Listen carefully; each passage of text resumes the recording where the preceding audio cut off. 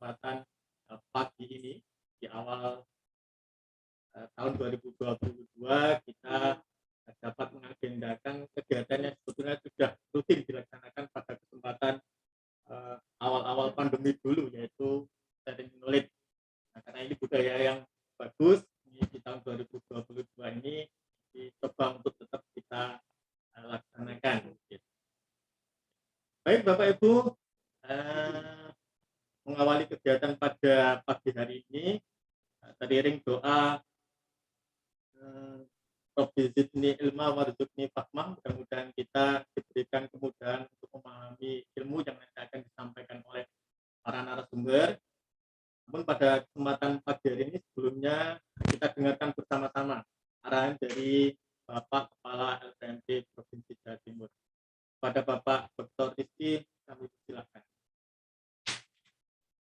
Terima kasih Pak Pai. Bismillahirrahmanirrahim. Assalamualaikum warahmatullahi wabarakatuh. Waalaikumsalam warahmatullahi wabarakatuh. Selamat pagi, salam sejahtera untuk kita semua. Yang saya hormati Pak Kasubag TU, Pak Rustam Hari. Yang saya hormati narasumber sharing knowledge, Bu Juni Darmaningrum dan Pak Marjuki. Dan yang tidak lupa saya hormati juga host kegiatan ini, serta seluruh pegawai LPMP Provinsi Jawa Timur yang saya banggakan. Puji syukur, marilah kita senantiasa panjatkan kehadirat Tuhan Yang Maha Esa, Tuhan Yang Maha Kuasa, Tuhan Yang Maha Esa. Berkat limpahan rahmat dan hidayahnya kita semua pagi hari ini masih diberi kesehatan. Mudah-mudahan nikmat sehat ini selalu berada dalam kita sehingga tidak ada keluhan sakit dan lain sebagainya, dan mudah-mudahan juga seluruh keluarga kita diberi kesehatan dan keselamatan. Amin ya rabbal alamin. Bapak Ibu yang saya hormati, seperti yang sudah saya sampaikan berulang-ulang bahwa tugas utama LPMP ke depan adalah 3 hal. Yang pertama terkait dengan asesmen nasional dan dapodik. Artinya dapodik ini adalah pendataan yang berbasis aplikasi. Kemudian yang kedua, tugas kita adalah untuk pengembangan program sekolah penggerak. Sementara yang ketiga adalah tugas tambahan baru, yaitu terkait dengan pendampingan dana transfer daerah.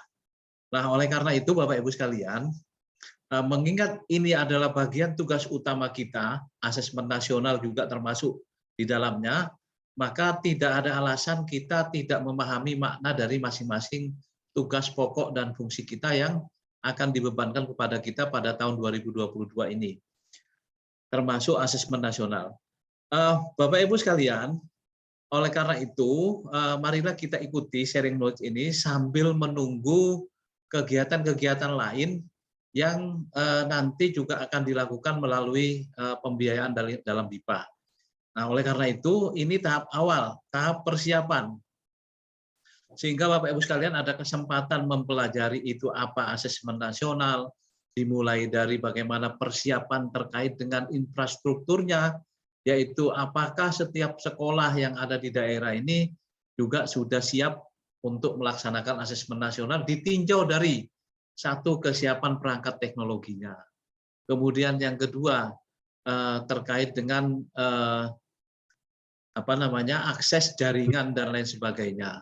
Nah, oleh karena itu ini adalah wawasan, nanti juga akan disampaikan mungkin oleh sistem informasi bagaimana mempersiapkan asesmen nasional dari kesiapan sekolah maupun dari kesiapan teknologi, baik jaringan internet maupun jaringan listrik.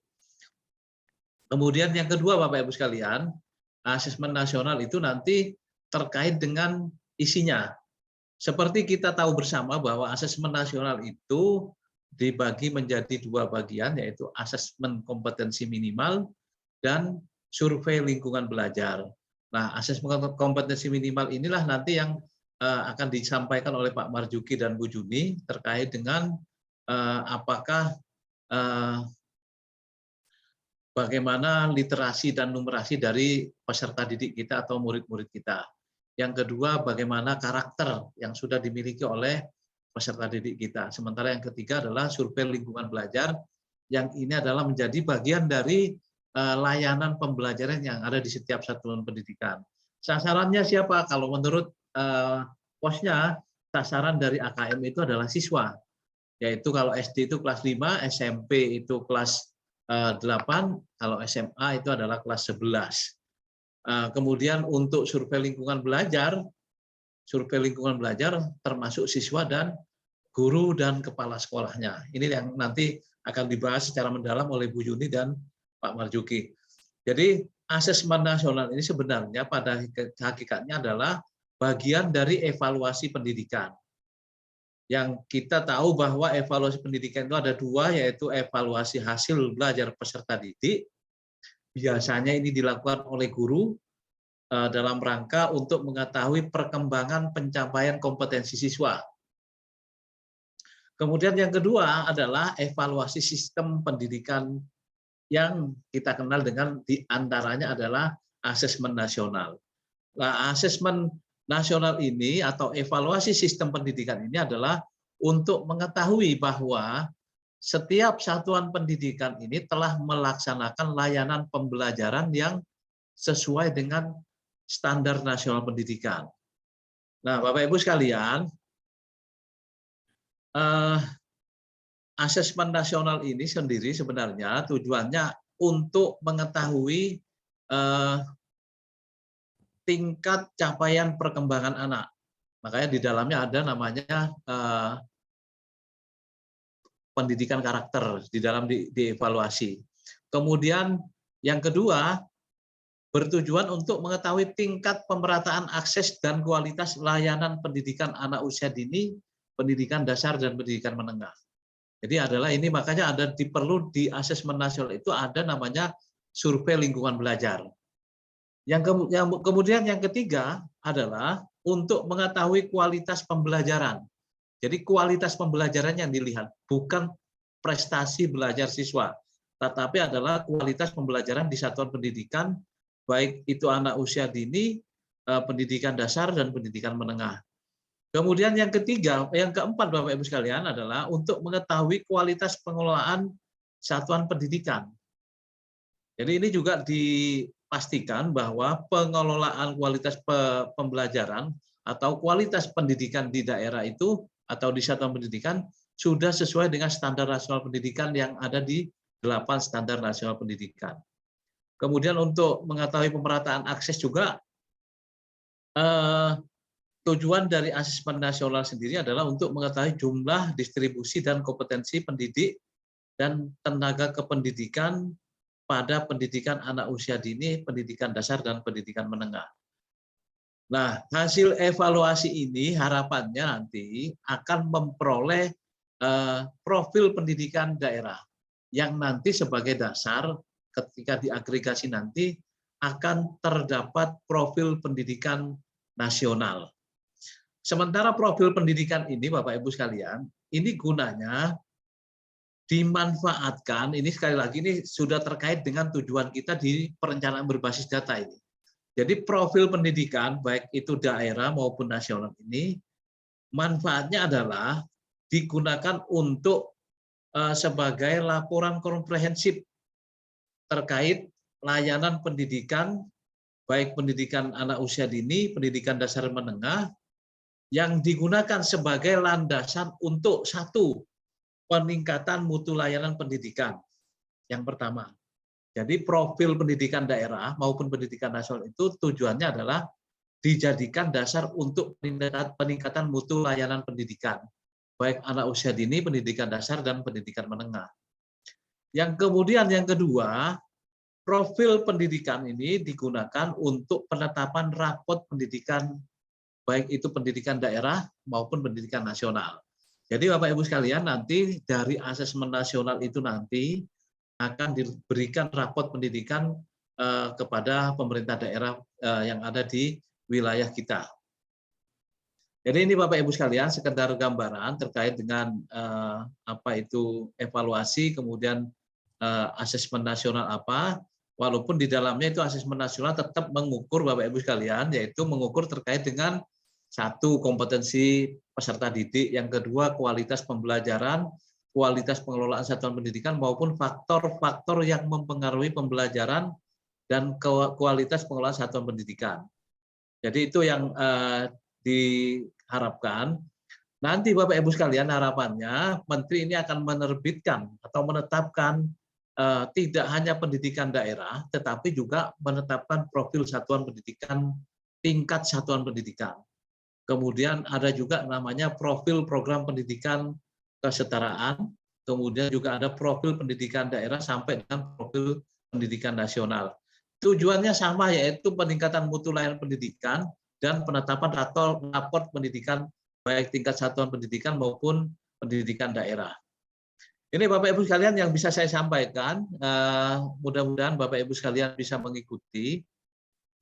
Dan ketika mengikuti nanti jangan lupa sambil mengikuti sharing knowledge ini asesmen nasional, Bapak Ibu sekalian juga silahkan membaca PP nomor 57 tahun 2021 yang di dalamnya ada standar nasional pendidikan, di dalamnya juga ada evaluasi pendidikan, di dalamnya juga ada terkait dengan asesmen nasional.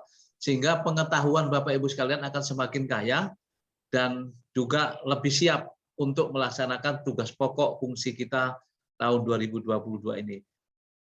Terima kasih saya sampaikan kepada narasumber, kepada host, kepada panitia yang menyiapkan, dan kepada Pak Kasubag yang sudah mengagendakan acara ini. Marilah ikuti tahap demi tahap apa yang menjadi tugas kita, baik asesmen nasional besok terkait dengan terkait dengan pengembangan teknologi, besok juga akan ada sharing knowledge juga yang disampaikan oleh teman-teman PTP. Marilah kita ikuti bersama sehingga setiap hari pengalaman kita akan semakin bertambah dan juga ilmu kita juga akan semakin bertambah dan kita akan lebih siap untuk melaksanakan tugas pokok dan fungsi kita tahun 2022 ini. Demikian Bapak Ibu yang bisa saya sampaikan. Terima kasih atas perhatiannya. Mohon maaf apabila ada kata-kata yang kurang berkenan. Billahi taufiq wal hidayah. Wassalamualaikum warahmatullahi wabarakatuh. Waalaikumsalam warahmatullahi wabarakatuh. Ya, demikian tadi arahan yang telah disampaikan oleh Bapak Kepala LPMP Provinsi Jawa Timur. Terima kasih disampaikan kepada Bapak Dr. Rizky. Beberapa pesan yang sempat saya highlight tadi, di antaranya adalah tugas LPMP ke depan adalah hal-hal yang terkait dengan AN dan Dapodik, kemudian yang kedua adalah pengembangan PSP, dan yang ketiga adalah pendampingan dana transfer ke daerah. Nah, jadi ini bagian dari tugas besar yang akan diemban oleh LPMP ke depan, yaitu terkait dengan AN, di mana di dalamnya ada dua hal yang perlu disiapkan sejak awal, yaitu hal-hal yang terkait dengan teknis dan yang kedua terkait dengan substansi. Saya kira untuk teman-teman yang non fungsional yang terkait dengan teknis ini sudah kita lakukan pada tahun 2021 yang lalu gitu ya. Tapi secara substansi saya kira teman-teman non fungsional pun juga perlu untuk memahami secara mendalam apa yang hal-hal yang terkait dengan substansi dari asesmen nasional itu sendiri, sehingga nantinya harapannya bisa menjadi bekal bagi teman-teman untuk bercengkrama dengan Bapak Kepala Sekolah atau guru-guru yang ada di sekolah pada saat melaksanakan persiapan teknis pelaksanaan AN nanti. Oke, Bapak Ibu, ini sudah siap narasumber kita. Yang pertama adalah Ibu Yuni Darmaningrum, IPD, kemudian akan disambung dengan Bapak Dr. Marzuki. Nah, nanti setelah materi yang pertama nanti langsung kita tanya jawab saja supaya nanti lebih banyak interaktifnya seperti itu, nggih. Jadi mungkin nanti paparan materinya juga tidak terlalu panjang, yang penting nanti kita bisa saling berdiskusi. Baik Bapak Ibu, untuk kesempatan yang pertama kami persilakan kepada Ibu Yuni Darmaningrum MPD untuk menyampaikan materi terkait dengan asesmen kompetensi minimum atau AKM. Monggo Bu Yuni. Matur nuwun. Bismillahirrahmanirrahim. Assalamualaikum warahmatullahi wabarakatuh. Waalaikumsalam. Waalaikumsalam warahmatullahi wabarakatuh. Sejahtera bagi kita semua. Bapak dan Ibu sekalian, di pagi yang cerah ini, saya dan Pak Kiki mengawali sharing knowledge yang sebenarnya sudah tahun lalu kita sudah juga melaksanakan. Seperti yang dikatakan tadi bahwa inilah adalah hal yang baik sehingga patut untuk kita lanjutkan. Bapak dan Ibu sekalian, pada kesempatan ini saya akan menyampaikan tentang konsep asesmen kompetensi minimum. Tadi sebenarnya sekilas sempat disampaikan oleh Bapak Kepala LPMP. Kemudian nanti ini akan saya lanjutkan lagi apa dan bagaimana ya, asesmen kompetensi minimum itu, sehingga nanti Bapak dan Ibu mendapatkan konsep yang utuh tentang asesmen kompetensi minimum, dan tentunya ini akan sangat menunjang pekerjaan Bapak dan Ibu karena LPMP memiliki tugas yang besar sekali di dalam pelaksanaan asesmen kompetensi minimum. Bapak dan Ibu sekalian, asesmen kompetensi minimum, apa yang ada di pikiran Bapak dan Ibu sekalian kalau kita mendengar tentang AKM atau asesmen kompetensi minimum? Penilaian ya, tentu kita akan melihat bahwa ada satu penilaian kompetensi ya, minimal yang harus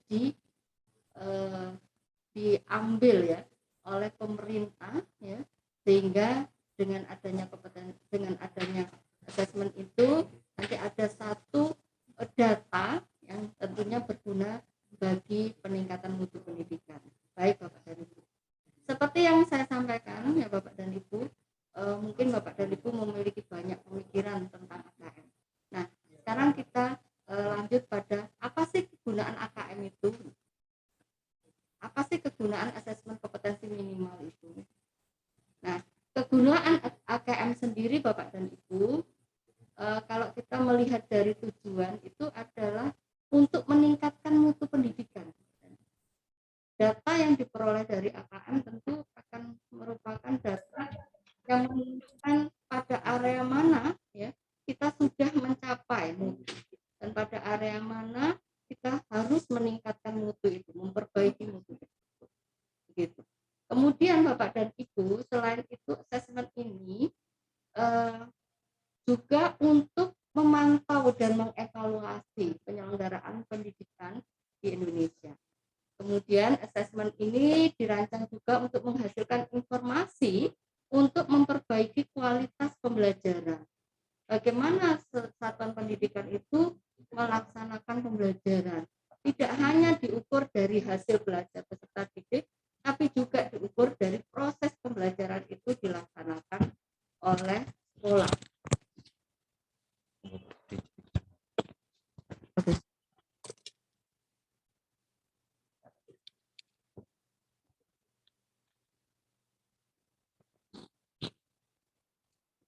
Nah, Bapak dan Ibu, dengan adanya perbaikan kualitas pembelajaran tentunya akan berimbas kepada hasil belajar peserta didik, Bapak dan Ibu. Itu adalah hal-hal yang terkait dengan kegunaan AKM.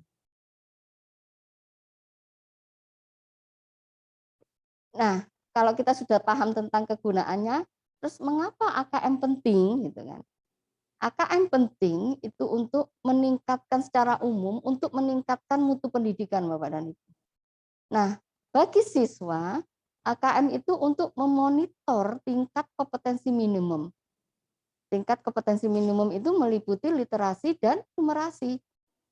Sehingga gunanya untuk mengetahui kesulitannya, di mana kesulitan siswa dalam proses pembelajaran itu, baik di literasi maupun numerasinya. Nah, kemudian bagi guru, Bapak dan Ibu, itu adalah untuk menilai efektivitas pembelajaran yang dilaksanakan oleh Bapak dan Ibu guru. Bagaimana proses pembelajaran itu berlangsung, apakah efektif, efisien, bagaimana kualitas pembelajaran itu yang diberikan oleh Bapak dan Ibu guru. Nah, kemudian bagi sekolah adalah untuk menilai kualitas sekolah. Bagaimana layanan sekolah layanan pendidikan yang diberikan sekolah pada peserta didik, bagaimana kualitasnya seperti itu. Nah, kemudian untuk pemerintah ini adalah pentingnya AKM itu adalah untuk mengecek sehat tidaknya sistem pendidikan kita. Harapannya seperti itu, Bapak. Nah, itu yang untuk AKM, pentingnya AKM. Lanjut. Kemudian Bapak dan Ibu, kalau kita berbicara tentang asesmen kompetensi minimal, maka kita harus juga mengkaitkan dengan keterampilan abad 21 yang harus dibutuhkan setiap siswa, karena inti dari tujuan dan inti dari penyelenggaraan pendidikan ini adalah untuk membekali peserta didik kita memiliki keterampilan abad 21 yang di sana meliputi literasi dasar, kemudian kompetensi dan karakter, Bapak dan Ibu. Sedangkan literasi dasar sendiri seperti yang diatur ditetapkan di dalam kurikulum bahwa itu mencakup literasi membaca, numerasi, literasi sains, literasi ICT, literasi finansial, dan literasi budaya dan kewarganegaraan. Dan inilah Bapak dan Ibu yang harus dikuasai terkait dengan literasi dan numerasi itu. Nah, kemudian yang terkait dengan kompetensi Bapak dan Ibu, ini adalah memfasilitasi siswa kita atau peserta didik kita untuk memecahkan masalah kompleks, ya. Nah, untuk memecahkan masalah kompleks ini tentu peserta didik harus memiliki kompetensi, 4 kompetensi ini, yaitu berpikir kritis, kreativitas, komunikasi, dan kolaborasi. Untuk menjadi warga dunia, itu peserta didik kita itu harus siap menjadi warga dunia yang mampu memiliki kompetensi, mampu dan memiliki kompetensi berpikir kritis, kreativitas, komunikasi, dan kolaborasi. Nah, itu pentingnya Bapak dan Ibu, ya. Nah, kemudian yang terakhir Bapak dan Ibu, yaitu karakter. Nah, di karakter ini siswa itu diharapkan siswa akan mampu beradaptasi pada lingkungan yang dinamis. Menjadi masyarakat dunia itu harus mudah untuk beradaptasi, mudah mengikuti perkembangan zaman. Nah, ini adalah tuntutan-tuntutan dan ini ada pada karakter peserta didik. Nah, untuk bisa mudah beradaptasi ini ada beberapa karakter yang harus dimiliki oleh peserta didik kita, yaitu rasa ingin tahu, inisiatif, kegigihan, kemampuan adaptasi, kepemimpinan, dan kesadaran sosial dan budaya. Gitu.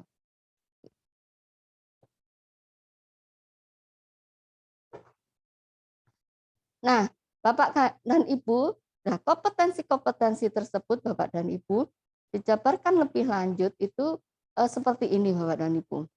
Nah, kompetensi yang 4 kompetensi tadi Bapak dan Ibu itu dituangkan di dalam difasilitasi atau dituangkan di dalam mata pelajaran Bapak dan Ibu. Demikian di dalam AKM. AKM juga nanti memuat kompetensi 4 kompetensi tersebut gitu. Dan kemudian dasar dari pengembangan pada materi pembelajaran itu Bapak dan Ibu adalah dasar yang tertuang di dalam dasar kompetensi 4 kompetensi itu yang tertuang di dalam kurikulum 2013. Sedangkan dari AKM ini pengembangan kompetensi atau pelaksanaan kompetensi tersebut itu berdasarkan kisi-kisi bisa itu Bapak dan Ibu.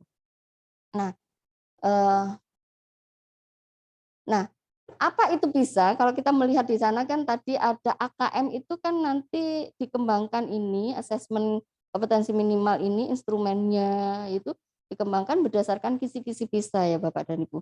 Nah, apa itu bisa? Itu Bapak dan Ibu bisa itu merupakan satu ujian atau tes ya. Satu tes terkait dengan student proficiency in reading ya. Salah satunya adalah student proficiency in reading. Nah, di hasil PISA 2018 ini Bapak dan Ibu menunjukkan bahwa student proficiency in reading ini adalah kecakapan peserta didik kita di dalam membaca.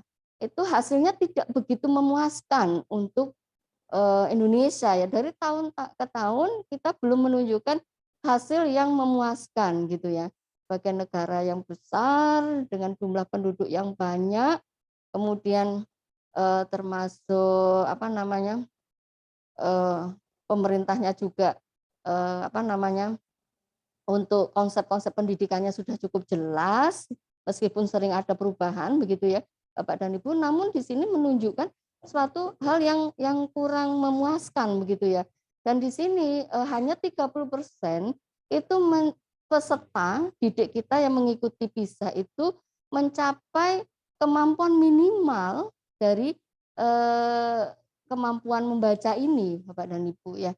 Tuh. Jadi seperti itu, hanya 30% dari yang mengikuti, ya, bukan dari keseluruhan peserta dari berbagai negara, tapi dari peserta didik kita yang mengikuti itu hanya 30% yang mencapai kemampuan minimal dari kemampuan membaca ini.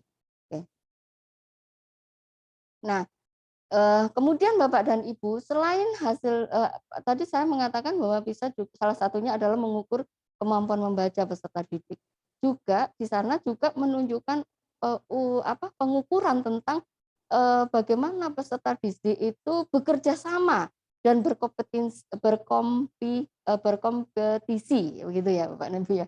Nah, di sini hasil yang cukup menggembirakan itu peserta didik kita dari hal cooperation-nya atau kerjasamanya cukup bagus Bapak dan Ibu dibandingkan dengan semangat untuk berkompetisinya. Dan ini sebenarnya kan harusnya sama-sama bagus ya Bapak dan Ibu ya.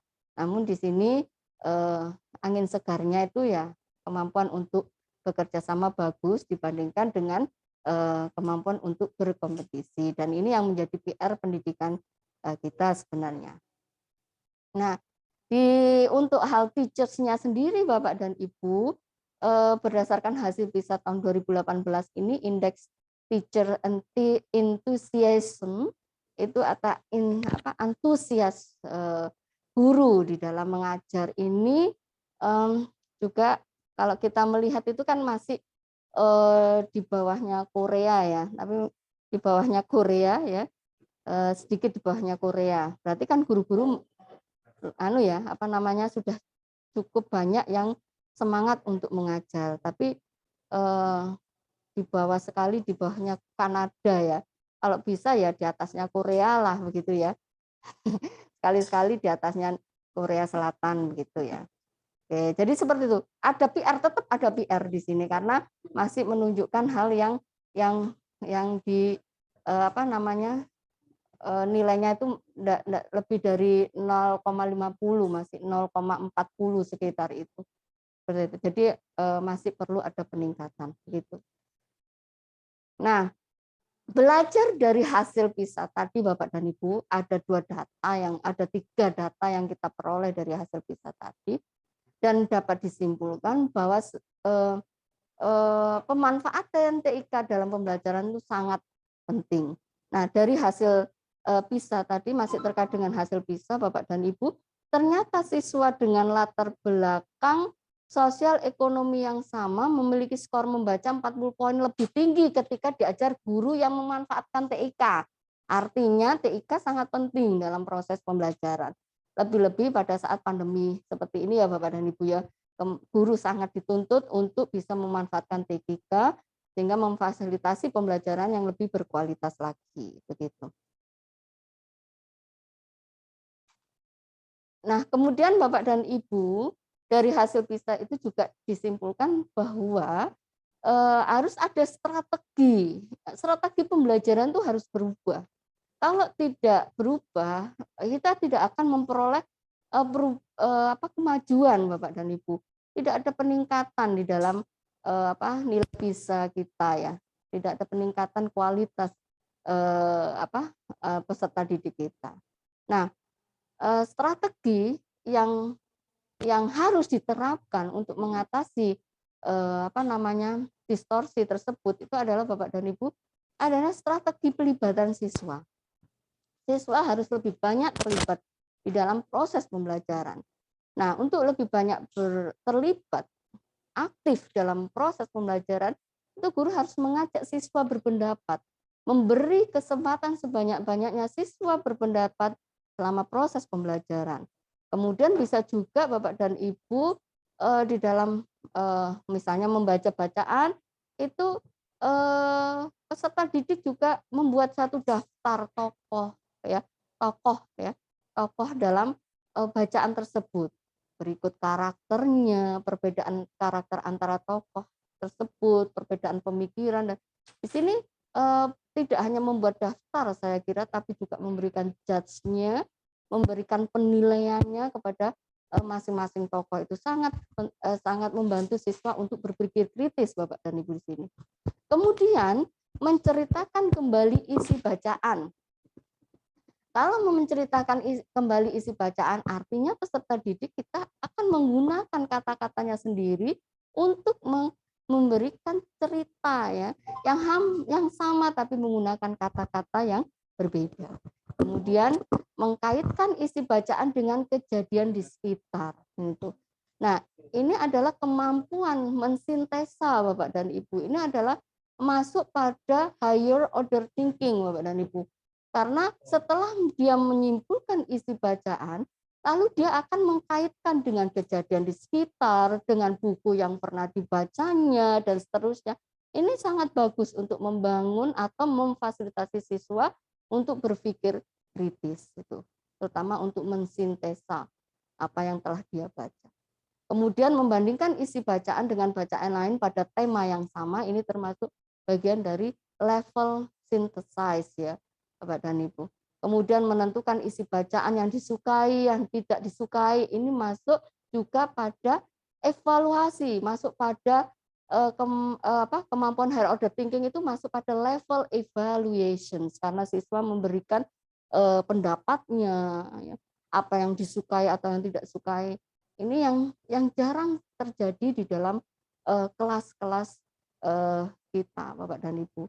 Siswa belum terfasilitasi untuk melakukan synthesize, evaluation, judgment terhadap apa yang dia baca. Kemudian guru juga penting memberikan pertanyaan pematik yang mendorong siswa untuk memahami isi bacaan, gitu ya.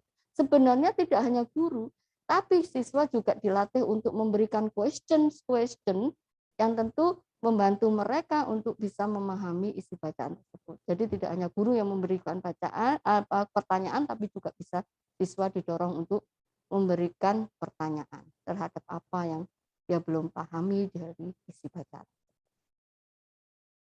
Nah, berikutnya Bapak dan Ibu belajar dari PISA. Strategi yang berikutnya adalah Bapak dan Ibu, tadi sudah saya sampaikan bahwa hasil PISA menunjukkan strategi, belum ya, maaf, hasil PISA menunjukkan strategi membaca nyaring. Nah, ini sering terjadi di kelas-kelas ya Bapak dan Ibu. Oh, silakan membaca ini, membaca nyaring dan sebagainya, didengarkan dengan peserta didik yang lainnya. Nah, ini apakah ini menunjukkan suatu hal yang lebih efektif daripada memahami isi bacaan? Ternyata dari hasil PISA itu menunjukkan bahwa strategi membaca nyaring itu tidak efektif untuk meningkatkan pemahaman isi bacaan.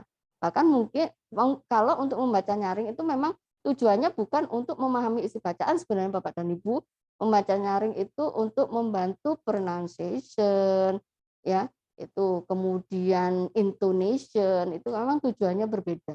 Nah, selain membaca nyaring, tentunya Bapak dan Ibu guru harus menyertai dengan aktivitas pembelajaran yang lainnya yang mampu mengatasi permasalahan itu, gitu. Permasalahan bagaimana siswa dapat meningkatkan atau lebih memahami isi bacaan tersebut. Gitu. Nah, kemudian seperti yang tadi saya sampaikan, merangkum isi bacaan. Nah, itu juga penting sekali Bapak dan Ibu, itu strategi yang bagus untuk diterapkan di dalam proses pembelajaran karena lebih efektif dalam mengantarkan siswa memahami isi bacaan. Nah, kemudian tadi sudah disampaikan Bu Yuni, membaca nyaring bukan cara yang efektif. Yang efektifnya bagaimana adalah memfasilitasi peserta didik untuk memahami isi bacaan. Silent reading.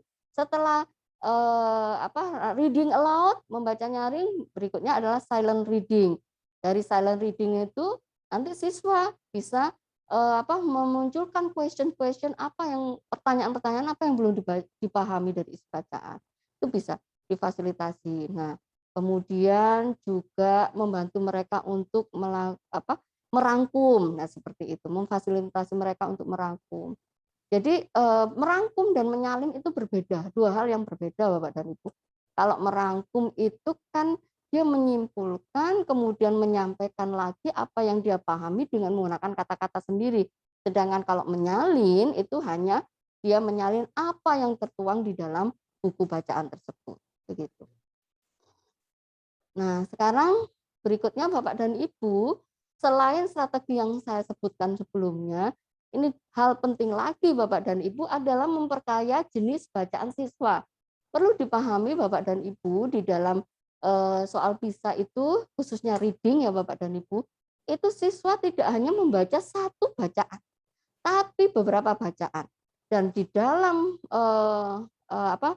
proses tersebut, di dalam tes tersebut, siswa akan mengkaitkan antara satu bacaan dengan bacaan yang lainnya, menyimpulkan dan kemudian mengkaitkan. Nah, inilah yang sering peserta didik kita gagal Bapak dan Ibu.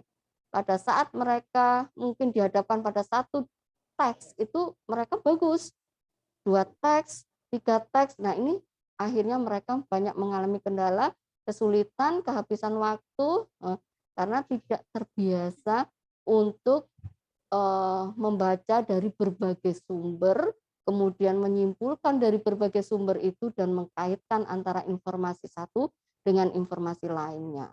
Seperti itu. Nah, untuk memperkaya jenis bacaan siswa ini sangat penting dilakukan tidak hanya oleh guru tapi oleh sekolah juga ya.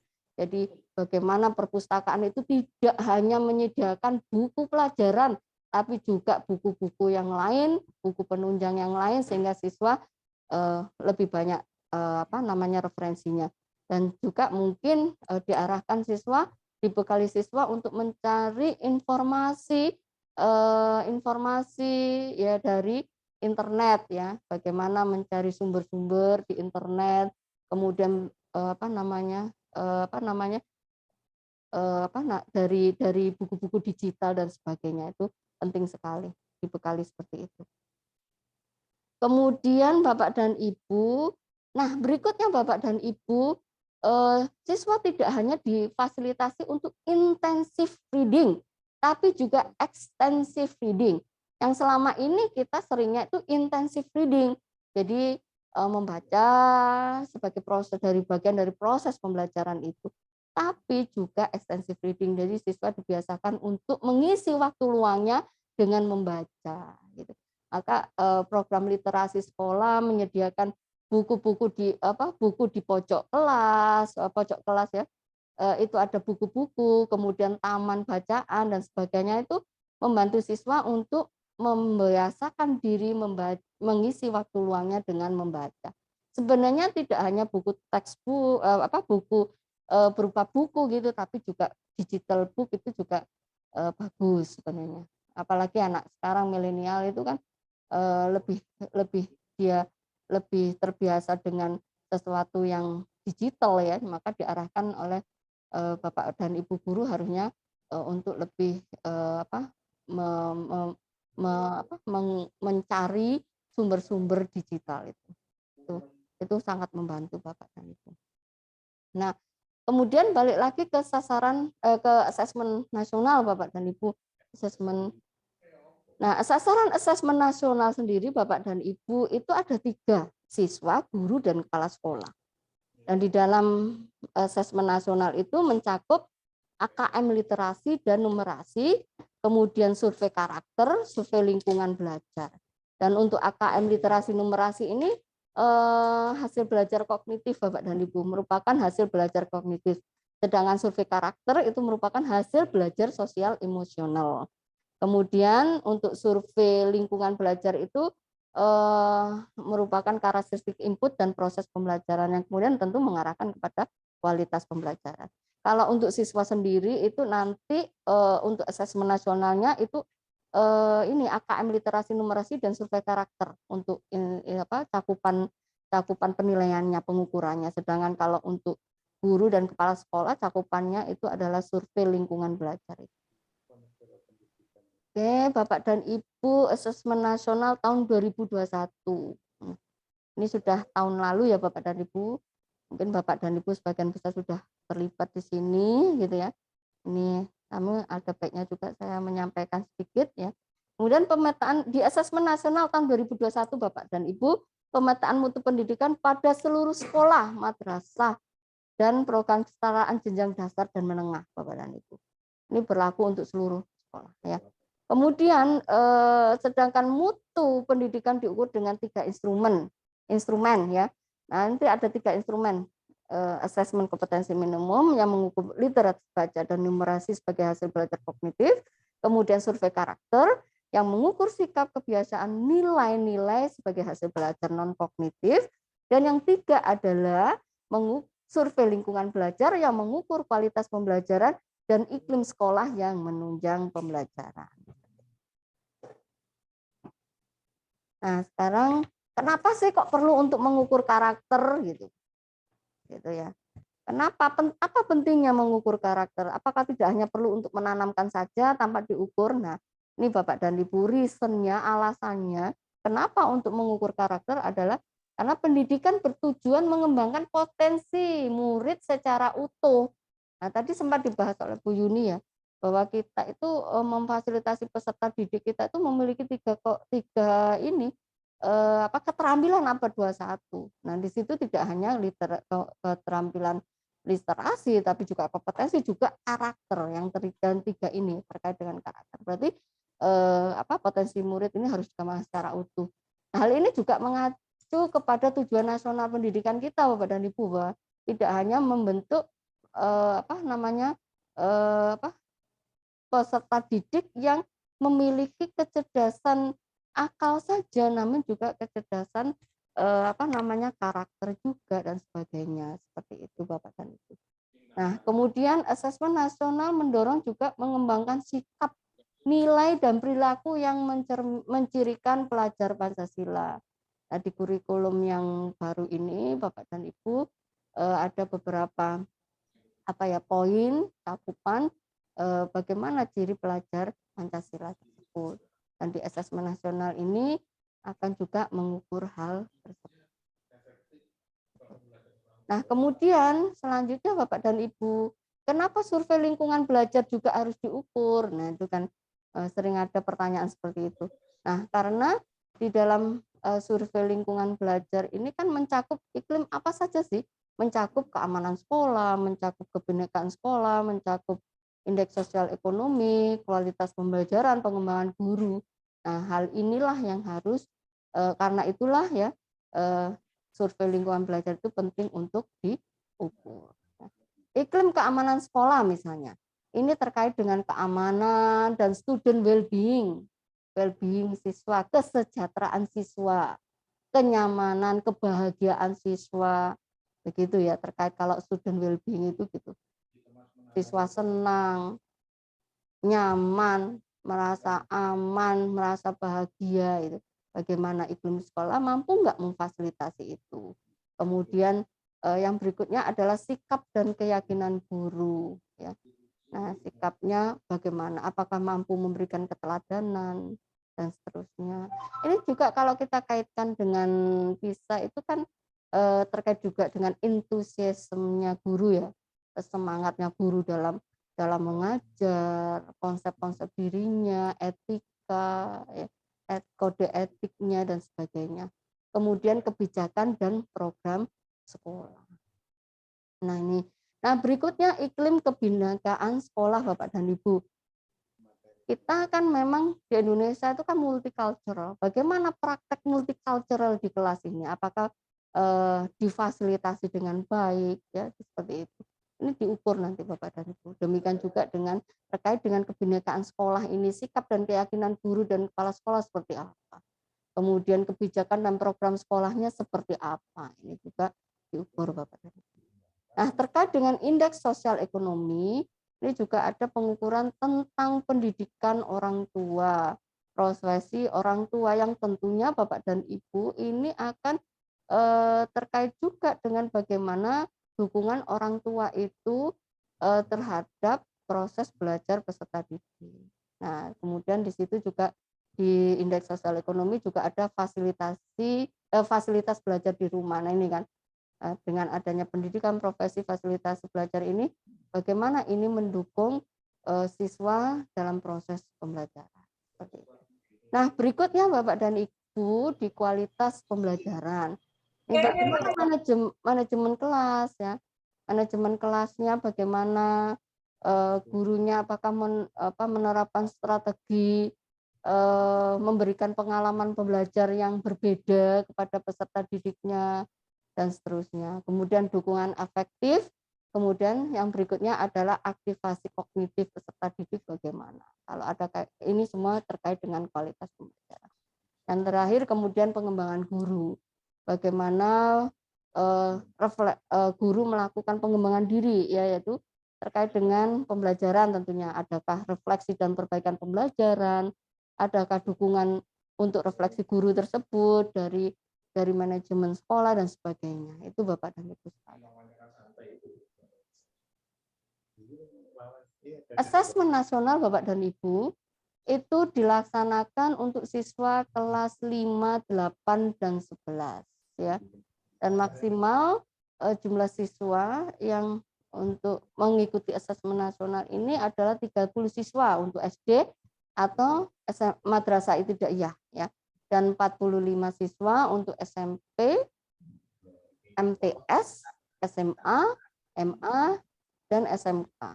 Yang tentunya akan dipilih secara acak oleh Kemendikbud untuk menjadi tes dan kuesioner siswa itu diadministrasikan menggunakan komputer dalam kondisi terawasi. Sedangkan untuk pendidikan kesetaraan Bapak dan Ibu, ini adalah warga belajar kelas 6, 9, 12 yang memerlukan. Jadi yang diukur itu hanya untuk kelas 6, 9, 12. Ya. Setiap peserta ini mengerjakan AKM, survei karakter, dan survei lingkungan belajar. Nah, untuk gurunya Bapak dan Ibu, ini semua ya, semua guru, kepala sekolah, baik di jenjang SD, MI, SMP, MTS, SMA, MA, dan SMK. Ya. Untuk mengurangi beban administrasi, guru diberikan waktu 2 minggu untuk mengisi kuesioner. Jadi, kuesioner yang dibagikan diberikan tengah waktu 2 minggu. Nah, kuesionernya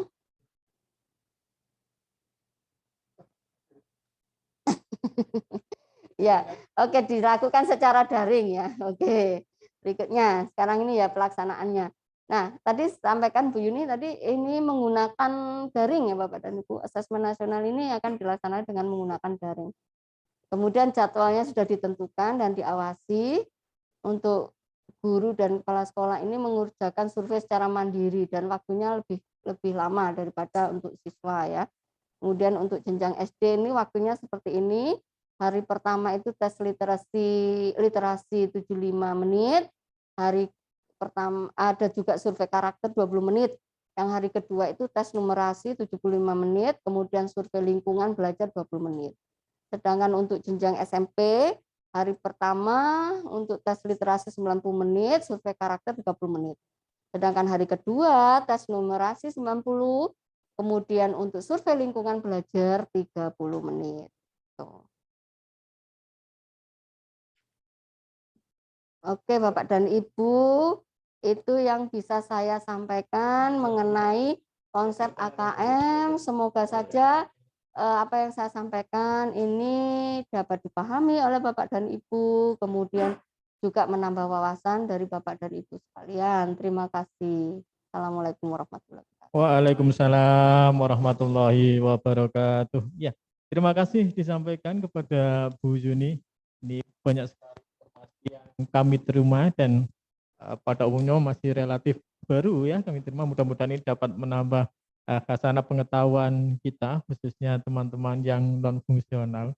Karena memang sebetulnya teman-teman beberapa sudah terlibat langsung dalam kegiatan AN tahun yang lalu gitu ya. Tapi banyak hal yang diketahui itu terbatas pada hal-hal yang teknis kaitannya dengan penyiapan fisik khususnya jaringan dan sebagainya. Namun yang terkait dengan substansi dari AN itu sendiri, alhamdulillah pada kesempatan pagi hari ini baru kita terima khususnya dari Bu Yuni gitu ya. Baik Bapak Ibu, mumpung informasinya tadi masih tersimpan di memori jangka pendek kita, mudah-mudahan ini sudah terinspirasi beberapa pertanyaan untuk disampaikan. Kami persilakan kepada Bapak Ibu yang join Zoom untuk bisa menyampaikan beberapa pertanyaan atau di kolom chat barangkali sudah nampak di sini belum ada pertanyaan, G. Atau Bapak Ibu yang lain silahkan, barangkali ada informasi yang perlu dikonfirmasi atau perlu diperjelas, silahkan raise hand atau disampaikan langsung juga tidak apa-apa.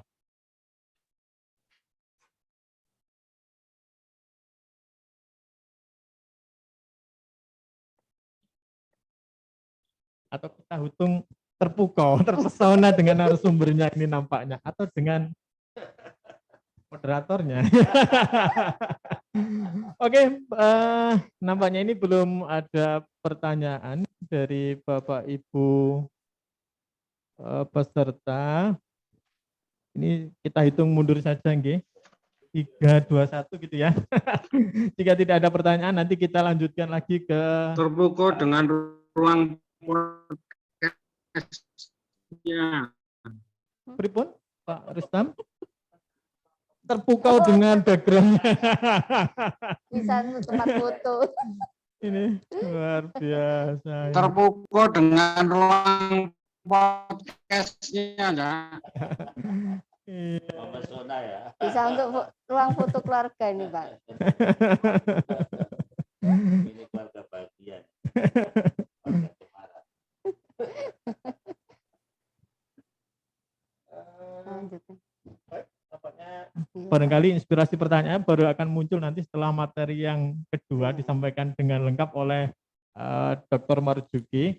Beliau juga akan menyampaikan materi yang tidak jauh kaitannya juga tentang asesmen nasional. Karena ini memang termasuk hal yang relatif baru. Ini meminjam istilah dari Pak Kasubag TU tadi, termasuk isu-isu aktual penjaminan mutu pendidikan gitu, nggih.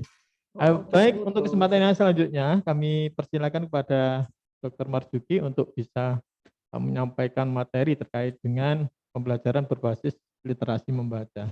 Silakan. Terima kasih kesempatan diberikan. Bismillahirrahmanirrahim. Assalamualaikum warahmatullahi wabarakatuh. Alhamdulillahirrahmanirrahim. Wassalatu wassalamu ala asyrafil mursalin Sayyidina Muhammadin wa ala sahbihi ajma'in. Amma ba'du.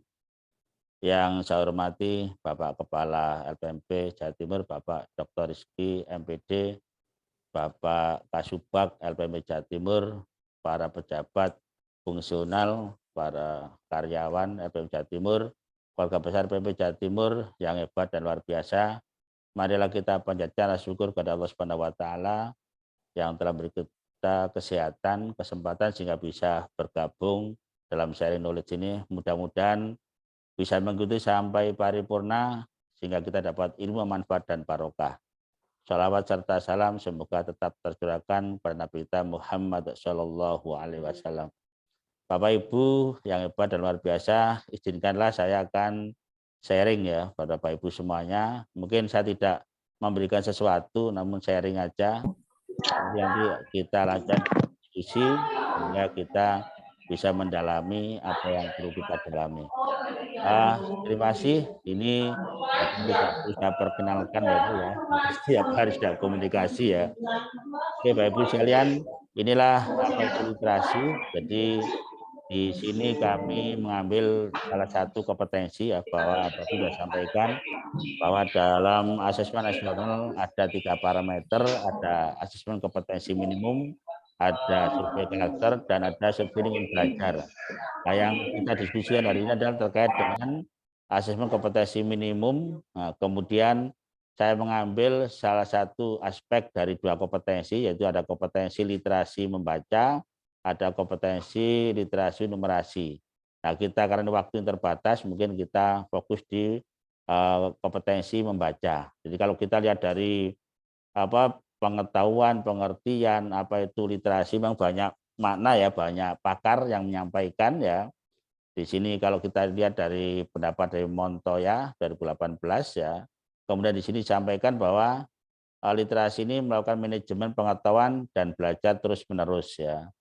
Kemudian menyadari kebutuhan informasi pada saat informasi pun diperlukan dengan cara. Ada dua disebutkan. Pertama, mengidentifikasi, menemukan lokasi informasi yang diperlukan. Ini penting sekali. Kalau kita mencari sumber-sumber informasi harus jelas. Kemudian memahami, mengolah, menggunakan, mengevaluasi secara kritis ya, dan merefleksikan informasi dari berbagai jenis teks ya. Ini yang perlu kita pahami bersama bahwa kekritisan dalam literasi ini menjadi penting ya, karena ini akan berguna dalam kehidupan mendatang. Nah ini Bapak Ibu, mungkin saya cerita aja. Ketika kami bertanya pada Bapak Ibu yang kami latih ya, apa sekolah Bapak Ibu sudah literasi? Nah ini jawabnya mesti selalu jawabnya sudah, ya, yakin sudah, merasa betul-betul sudah literasi, sudah literate ya. Namun kami lakukan semacam pertanyaan. Apa yang Bapak Ibu lakukan saat jam istirahat? Ya. Apa yang Bapak Ibu lakukan saat jam kosong? Apa yang Bapak Ibu lakukan setelah pulang sekolah? Dan apa yang Bapak Ibu lakukan malam hari? Dengan menjawab 4 ini akan kelihatan ya, apakah sekolah itu sudah literasi belum. Kami punya asumsi ya, kalau sekolah literasi itu adalah sekolah yang murid-muridnya sudah keranjingan membaca. Kalau belum keranjingan membaca, jauh dari sekolah literate. Ciri yang kedua, gurunya harus juga keranjingan membaca. Kalau gurunya aja nggak keranjingan membaca, bagaimana bisa meliterasikan anak-anak. Baru yang ketiga, pas sekolah juga keranjingan membaca. Ini kriteria yang kami buat sendiri ya. Ini kita bisa melihat ini ya. Ketika kami melatihkan guru SD sekecamatan Paciran Lamongan ya, bahwa saat jam istirahat yang kegiatan terkait literasi itu tidak ada sama sekali. Ya, justru yang bukan yang banyak dari 120. Jam kosong juga tidak ada kegiatan literasi, paling diaturnya santai, minum, nonton TV atau yang lain ya. Jadi tidak ada yang kegiatan literasi. Kemudian saat pulang sekolah pun demikian, hanya 1 orang yang baca-baca. Saat malam hari 3 orang yang membaca-baca. Jadi yang lain ini tidak ada kegiatan terkait literasi. Ini menggambarkan bahwa guru-guru kita sangat minim kegiatan literasinya. Nah, ini menjadi tantangan bagi LPMP yang menjamin mutu ini ya. Juga sekaligus harapan. Nah, ini ada kekosongan pada guru-guru kita. Terus mau apa kan guru-guru yang demikian ini menjadi tantangan sekaligus harapan kita semua. Ternyata tidak hanya daerah tertentu yang demikian. Kita juga lihat di Kecamatan Kembang Bau pun demikian ya. Jadi dari 89 saat jam istirahat hanya 1 orang yang kegiatannya literasi. 88 non literasi. Kemudian saat jam kosong pun demikian, bahkan 0 ya. Saat pulang sekolah juga 0. Paling pulang sekolah ada yang langsung mandi, sholat, tidur. Mandi, ngomong anak, mandi, makan. Jadi nggak ada kegiatan terkait literasi. Malam hari pun juga ada yang tidak demikian. Paling sholat, tidur, mandi, dan sebagainya. Jadi ini menggambarkan sangat betapa banyak waktu yang terbuang untuk kegiatan literasi. Ini nanti mau kita apakan guru-guru yang demikian ini ya. Demikian juga untuk di SMP Turen ya pun demikian, nanti kami mencoba di Malang itu juga demikian. Jadi kita buat coba pertanyaannya bebas ya. Jadi dia itu akan menulis sendiri kemudian kita rekap ya. Ternyata istirahat cukup 8 ya untuk istirahat. Untuk mandi makan 2, membaca status 0, membaca buku 0, mandi sholat yang paling banyak. Jadi ini telah didata mungkin dari ketua. Andai kan tahu kegiatan literasi yang diminta, saya akan lebih banyak membaca. Ini dari tanpa sadari inilah kegiatan sehari yang dialami guru-guru kita. Ini tantangan juga sekaligus harapan. Kemudian pertanyaan berikutnya kami menggunakan Mentimeter ya. Mengapa sih pembelajaran harus berbasis AKM? Ini jawaban guru ini bervariasi yang baik sekali. Intinya adalah paling banyak itu untuk inovasi. Bahwa tahu bahwa AKM ini ujung-ujungnya guru harus kreatif dalam pembelajaran sehingga ini menonjolkan lebih inovasi. Kreatif juga banyak di sini, kreatif, kritis ya, kemudian pemecahan masalah. Ini yang diharapkan. Jadi masih paling banyak adalah kadang karena ini pemerintah, jadi yang tidak sedikit juga menjawab bahwa mengapa harus AKM, karena adalah semacam ada aturan atau regulasi atau kebijakan pemerintah pusat, maka sekolah mengikuti saja. Ini juga menjadi sedih kalau kita tahu bahwa dia masih belum memahami substansi dari mengapa harus AKM ya. Kemudian kalau kita lihat apa yang harus dilakukan sekolah agar anak ini siap AKM ya. Kami berikan beberapa alternatif pilihan ya. Ternyata yang paling banyak ini ada pembelajaran penyelesaian masalah, ini bagus, ini kita arahkan.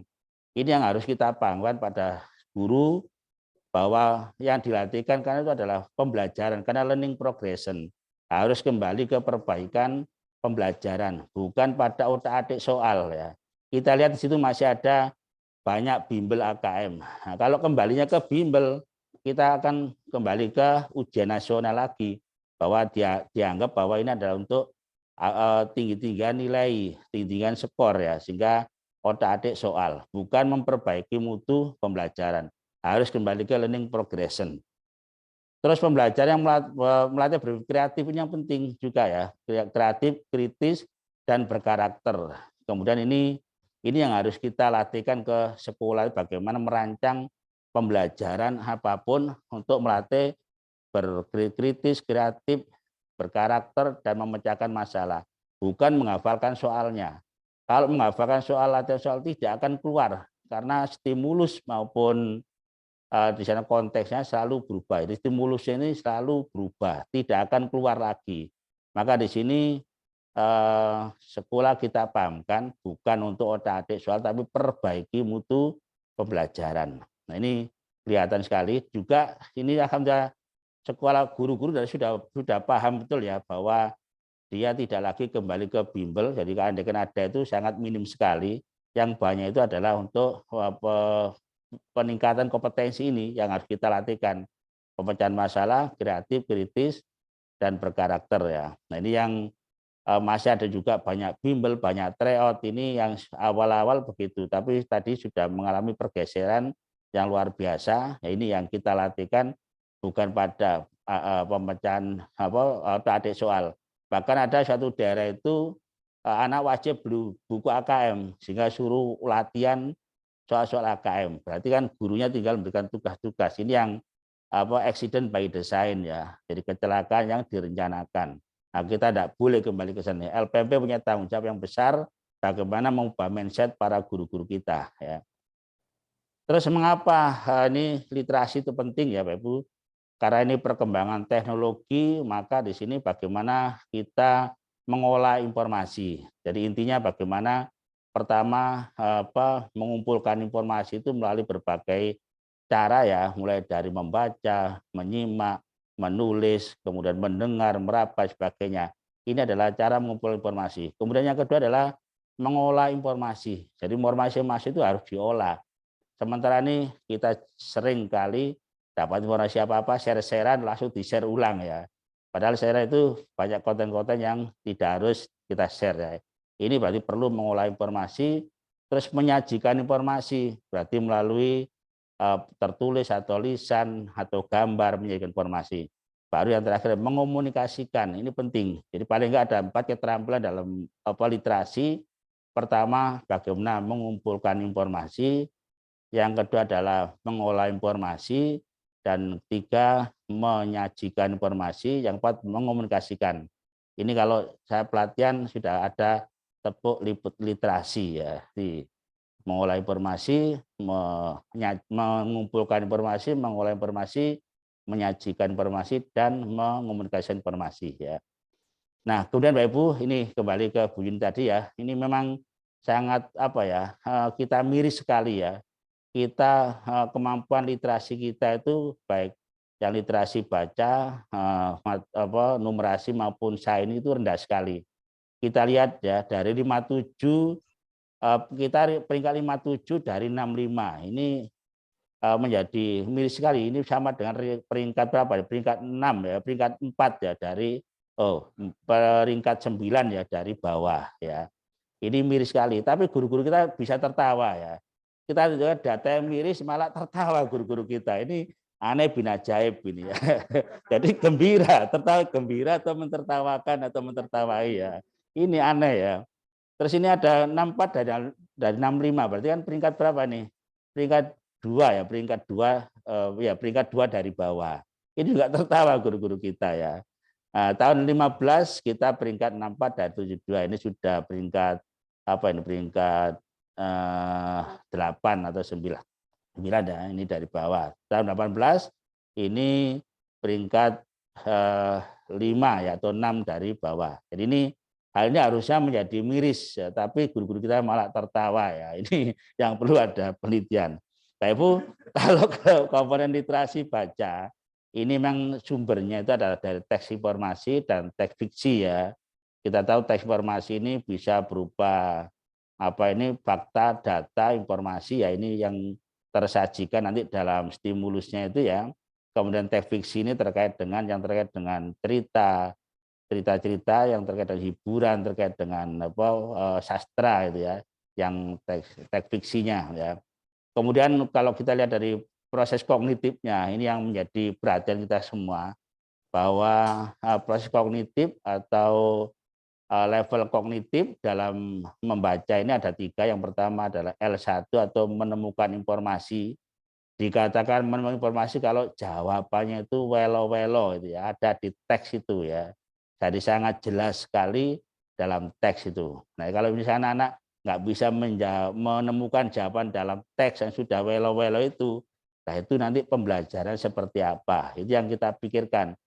Nah, kita di LPMP punya peluang untuk ini ya. Kemudian yang kedua adalah level L2, yaitu level pemahaman. Dari level pemahaman ini ada 2 hal, yaitu menginterpretasi dan mengintegrasi. Bila mana menginterpretasi, yaitu menafsirkan, menyimpulkan dari data ya, satu data. Terutama data yang bersifat implisit atau data yang tersirat ya. Kemudian yang berikutnya adalah mengintegrasikan dan mengaitkan ya, dari data tersirat, tersurat, dari implisit dan eksplisit ya. Level yang 3 ini level penalaran dalam literasi, yaitu ada mengevaluasi, ada merefleksi. Bila mana mengevaluasi, yaitu membandingkan sesuatu dengan kriteria standar atau ukuran ya, atau juga membuat keputusan, saran, pertimbangan berdasarkan kriteria standar ukuran. Ini penalaran dalam literasi baca. Kemudian merefleksi. Bila mana dikatakan merefleksi di sini, yaitu nanti siswa diminta untuk berkemampuan, yaitu menilai cara kritis ya, baik isi, proses maupun hasil. Nah, ini seperti apa pembelajarannya? Nah, ini tantangan bagi kita di LPMP untuk mengedukasi para guru seperti apa pembelajaran yang merefleksi, mengevaluasi, menginterpretasi, mengintegrasi, dan menemukan informasi ya. Kemudian kalau dilihat dari konteksnya ada 3 ya, ada personal terkait dengan individu, sosial budaya, kehidupan sosial sekitar kita, dan saintifik terkait dengan alam semesta ya. Ini yang harus sudah di luar kepala kita ya. Kalau kita bicara literasi membaca, kontennya ada 2 ya, baik teks informasi, teks fiksi. Kalau proses kognitif ada 3, L1 sampai L3, konteksnya ada personal, sosial budaya, dan saintifik ya. Kemudian Bapak Ibu, kalau dari komponen soal AKM ya, pertama ada stimulusnya. Ini Pak Ising bisa menjelaskan nih kalau stimulus itu ya. Kalau nggak mulus nggak siti gitu kata Pak Cak Rifa ini ya. Yaitu di sana bisa berupa teks, berupa gambar, tabel, siapapun namanya yang menjadi pemicu atau nanti menjadi bahan yang akan didiskusikan, dipecahkan. Proses kognitif kalau dalam baca tadi ada 3, L1, L2, L3 ya. Jadi ada menemukan informasi, ada pemahaman ya, ada evaluasi atau penalaran. Kalau dalam numerasi ada pemahaman, ada penerapan, ada penalaran ya. Kemudian kalau konteksnya selalu sama baik dalam apapun kontennya, apakah di sini literasi ataukah numerasi ataukah sains, mesti personal, sosial budaya, dan saintifik. Bentuk soal ini yang dulu kita tinggalkan ya, yang namanya soal menjodohkan, uraian, isian singkat itu dulu sudah sering kita gunakan ya. Tapi sekarang sudah ditinggalkan karena banyak pendapat itu ya. Nah, sekarang ini yang masih berjalan pilihan ganda, ya dan tidak ini sudah ditinggalkan. Padahal ini soal PISA juga masih ada ya tidak benar salah, fakta opini ya. Kemudian di situ juga ada plan ganda kompleks, dimana jawabannya benar lebih dari satu ya. Ada uraian singkat, ya, jawaban singkat dan sebagainya. Ini nanti yang perlu dimantapkan dan perlu pengembangan contoh-contoh yang menjadi familiar, kira-kira mana yang memungkinkan untuk mendongkrak AKM-nya ini yang perlu kita pikirkan. Nah, kemudian Bapak Ibu, kita perlu ketahui ya bahwa soal AKM ini bersifat adaptif. Bila mana dikatakan adaptif Bapak Ibu, kita tahu bahwa nanti kalau menggunakan computerized ya, jadi kalau kita misalnya adaptif begini, kalau mengerjakan soal pertama bisa ya, itu klik berikutnya itu soalnya lebih sulit. Ternyata bisa, itu klik lagi lebih meningkat lagi kualitas soalnya. Ternyata bisa dan sampai di mana kebisaannya gitu ya. Itu soal adaptif ya.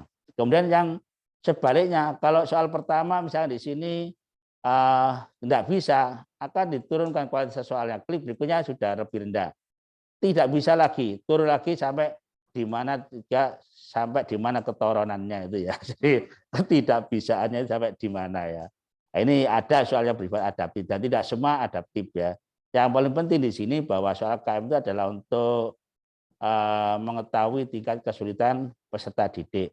Dan apapun soal KM yang digunakan adalah untuk perbaikan mutu pembelajaran. Jadi lagi hasil AKM itu feedbacknya, responnya adalah untuk perbaikan mutu pembelajaran. Semua mapel, walaupun AKM tidak mewakili salah satu mapel, tapi pemanfaat AKM adalah untuk semua mapel, yaitu perbaikan mutu pembelajaran. Nah ini Bapak Ibu, bahwasanya AKM itu adalah di sini untuk melaporkan ya hasil kerja individu ya. Nanti Pak di sini ada AKM itu yang asesmen nasional itu kan mewakili ya. Jadi tidak mewakili individu tapi menggambarkan kualitas sekolah. Tapi nanti ada AKM kelas. AKM kelas itu adalah ini guru merancang sendiri di sekolah itu ya. Maka nanti guru akan memperbaiki mutu pembelajaran sesuai dengan kebutuhan anak atau teaching at the right level. Ini penting sekali ya. Bahwa pembelajaran harus berbasis kebutuhan anak. Anak itu butuhnya di tingkat yang mana, di konsep yang mana. Atau pembelajaran berbasis tingkat kesulitan anak. Ini yang penting bahwa harus sesuai dengan ini perbaikan kemampuan anak kompetensi melalui pembelajaran, bukan pada adik soal, jadi teaching at the right level ya. Kemudian di sini Bapak Ibu untuk tadi sudah disampaikan Bu Yuni ya bahwa untuk formal itu di kelas tengah, tapi kalau yang kesetaraan itu di kelas akhir karena tidak ada pembelajaran di kelas setelah itu, maka di kelas akhir ya. Kemudian kita tahu, nah guru ini diberi peluang untuk memperkuat asesmen nasional, maka guru soal-soalnya mulai dari ulangan harian, ulangan formatif, akhir semester atau tengah semester, ini sudah menerapkan itu ya. Jadi pembelajarannya sudah mengarah berbasis AKM, maka dia juga mengidentifikasi kesulitan anak melalui soal-soal AKM yang dilaksanakan dalam ulangan harian. Nah inilah peluang nanti LPMP itu nanti mendampingi bagaimana sih pembelajaran berbasis AKM seperti apa. Kalau anak nggak bisa menemukan informasi, pembelajaran seperti apa. Kalau anak nggak pemahamannya itu rendah, yaitu ketika menginterpretasi maupun integrasi itu rendah, pembelajaran seperti apa. Kalau anak penalaran literasi rendah, mulai dari mengevaluasi sampai refleksi itu rendah, itu pembelajaran seperti apa. Nah inilah tantangan bagi teman-teman kita di LPMP, di Widya Prada atau di PTP untuk bagaimana mendampingi mereka ini merancang pembelajaran sesuai dengan kebutuhan anak, teaching and direct levelnya itu seperti apa. Nah, ini ya. Maka sekolah nanti bisa juga membuat rapot sendiri. Nah, untuk rapot sendiri seperti apa, barangkali di LPMP juga memfasilitasi ini, mengarahkan, membimbing sehingga mereka betul-betul merasa terdampingi ya. Ini yang menjadi perhatian kita semua. Nah ini Bapak Ibu, dengan level tadi, bahwasanya tadi ada 3 level ya, maka dari menemukan informasi level 1, L1, L2 tadi pemahaman, ada interpretasi, integrasi, L3-nya ada penalaran, ada evaluasi, ada refleksi. Itu kalau dia itu tidak bisa, itu nanti hasilnya itu ini akan ada 4 level ya. Ya, yang pertama adalah perlu intervensi khusus, ya. Yang kedua tingkat dasar, yang tiga tingkat cakap, yang 4 tingkat mahir. Ini sekolah masih minim sekali informasi ini, maka perlu pendampingan dari LPMP ya. Nah, yang intervensi seperti apa? Kalau anak itu tidak bisa menemukan jawaban yang sudah welo-welo dalam teks ya, welo-welo itu al-bayina ya. Kata Cak Rifai ini al-bayina, ceto ya, welo-welo itu ya. Jadi ini di dalam jawaban sudah ada dalam teks, itu tidak bisa. Itu pembelajaran seperti apa? Nah, kalau memang tidak bisa, maka dia kategorinya yaitu perlu intervensi khusus gitu ya. Tapi kalau yang dasar seperti apa? Yaitu mampu sudah menemukan mengambil informasi eksplisit yang ada dalam teks ya, dan membuat interpretasi sederhana. Jadi sudah ada meningkat dikit, sudah bisa menemukan oh ini data eksplisit dan bisa menafsirkan walaupun tingkatnya sederhana. Yang cakap berarti sudah bisa mengintegrasi maupun menginterpretasi baik eksplisit maupun implisit, bisa menafsirkan yang implisit maupun yang tersirat, bisa mengaitkan yang tersirat dan yang tersurat. Nah, ini sudah masuk cakap. Yang mahir betul-betul sudah punya penalaran, baik mengevaluasi tadi, membandingkan sesuatu dan kriteria standar ukuran yang atau yang merefleksi, yaitu menilai cara kritis ya, mulai dari isi, proses maupun hasil. Ini masuk kategori mahir. Nah, mengelompokkan ini juga tidak mudah, maka perlu pendampingan kita semua ya. Kemudian kita latihan aja ya Ibu ya. Nih contoh ini kita lihat di sini ya. Jadi ini contoh soal sederhana bagi anak SD ya. Contoh ini kita lihat mana stimulusnya. Itu ternyata ada 2, baik gambar maupun teks ya. Ternyata mana jawabannya, yaitu di situ. Ini sebenarnya sudah animasi, tapi di situ tidak muncul animasi ya di laptopnya ya. Oke, jadi apa? Di situ ada soalnya. Mana soalnya? Itu yang biru itu ya. Jadi itu yang biru adalah soalnya, stemnya. Kemudian ini termasuk apa ini kategori level kognitifnya adalah termasuk ini level kognitif menemukan informasi. Mengapa? Jawabannya itu ada di teks, yaitu 2,5 cm itu sudah dalam teks. Nah, kalau anak nggak bisa menemukan jawabannya ada di sini, maka ini pembelajaran seperti apa aja perlu kita pikirkan. Jawaban welo-welo dalam teks kok nggak bisa. Ini bagaimana pembelajarannya, ini kita perlu mendampingi yang semacam ini ya. Kemudian yang kedua ini juga sama ya. Jadi ini stimulusnya itu ada teks dan ini apa gambar itu adalah kue tradisional ya. Nah, kemudian kalau kita lihat dari proses kognitifnya, dia masuk sama menemukan informasi karena jawabannya dalam teks. Terus kemudian dilihat dari bentuk soalnya, ini adalah soal pilihan ganda kompleks. Mengapa? Jawaban yang benar ada tanda merah itu ada 2 ya. Ini kemudian kita lihat dari soalnya itu apa nama kue yang terbuat dari tepung dan gula merah itu, nah itu soalnya ya.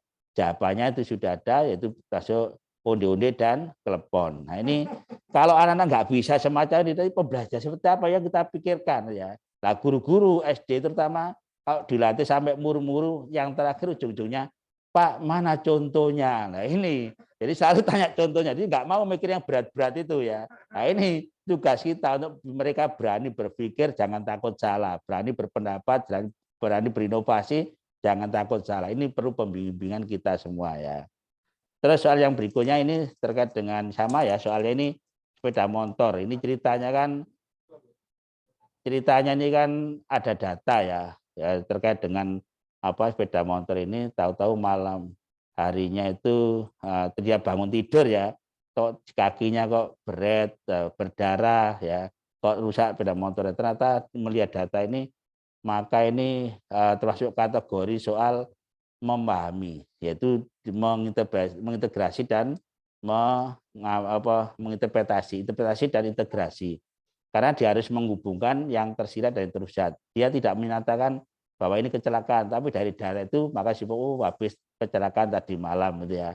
Jadi konteksnya di sini kita lihat adalah termasuk individu ya ini ya. Kemudian pokok soalnya atau ini kita lihat itu ya. Jadi kita di situ ada pertanyaan suatu telah terjadi pada orang dalam cerita di atas, dalam itu adalah soalnya atau stemnya.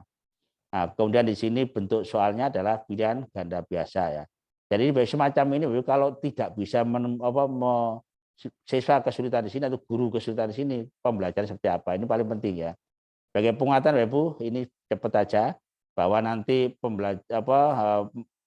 tadi ada teaching at the right level, juga learning progression, maka perbaikan ya, perbaikan dari hasil akan melalui perbaikan mutu pembelajaran. Maka di sini bagaimana nanti pembelajaran seperti apa, mengikuti K13 ataukah mengikuti prototipe atau sekolah penggerak, maka di sini nanti mengikuti ATM, ATP ya yang ada.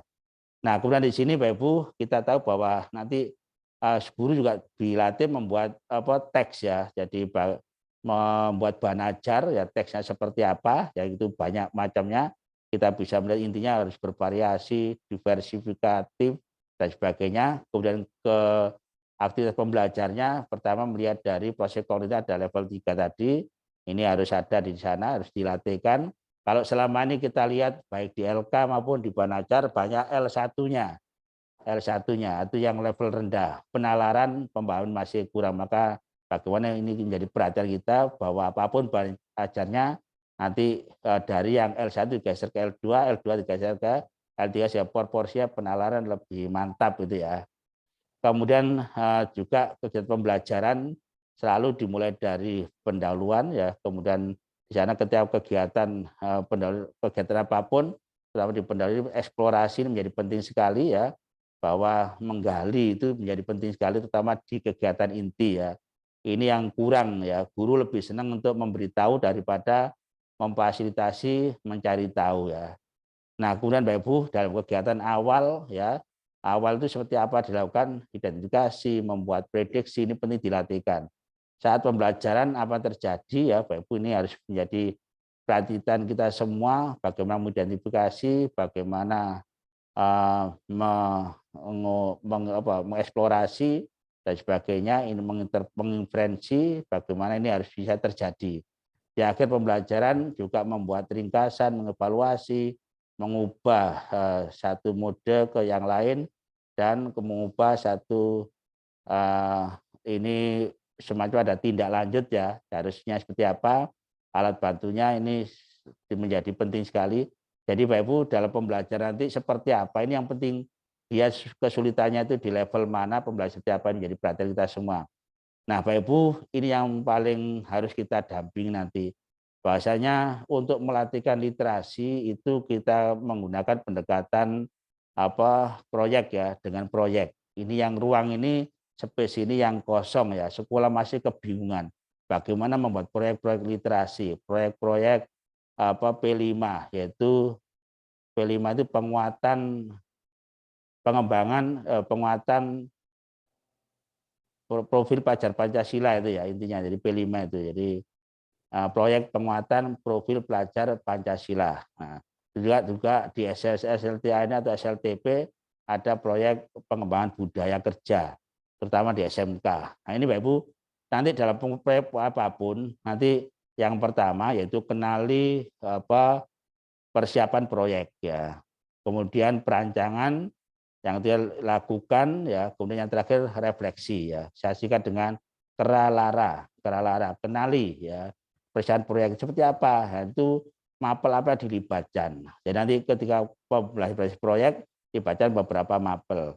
Ketika merancang itu apa yang harus, kompetensi apa dilibatkan dari setiap mapel nanti. Merancang itu pada dominannya itu mapel yang mana misalnya. Kemudian lakukan, nanti dilaksanakan bagaimana prosesnya, mekanismenya seperti apa. Jadi ini penting sekali yang tadi refleksi, pelaporan dan evaluasi. Jadi ini cara sederhana membuat proyek-proyek seperti tadi, proyek untuk melatihkan literasi, untuk P5 yaitu penguatan profil Pancasila, pelajar Pancasila, maupun budaya kerja. Dari situ yang kami latihkan, Bapak Ibu, ternyata ini kami beri contoh ya. Jadi ini contoh sederhana, tapi mudah dibuat oleh sekolah, mudah dibuat oleh guru-guru ya, apapun mapelnya. Kenali persiapan proyek ya, karakteristik sampah, misalnya kalau tentang sampah ya, alat-alatnya, apa yang digunakan, alat yang mendukung, deskripsi kompetensi mapel yang dilibatkan. Rancang perencanaan proyek ya, di mapel proyek yang mapel pokok yang terlibat ya dalam pengolahan misalnya seperti apa, mulai dari merancang sampah sampai menjadi sampah apa yang diperlukan, mekanisme pengolahannya. Jadi sini sudah tergambar. Lakukan tadi ini dari pelaksanaan, bagaimana monitoringnya, untuk evaluasinya, observasinya seperti apa. Ini perlu pendampingan semua. Refleksi di sini pelaporan dan evaluasi, mengolah data hasil observasi, analisis olahan data hasil observasi, membuat simpulan, menyusun rekomendasi dan buat laporan proyeknya. Ini cara ini membuat guru sangat mudah sekali. Dia itu mau membuat proyek apa? Apa buktinya kalau mudah? Ini Pak Ibu.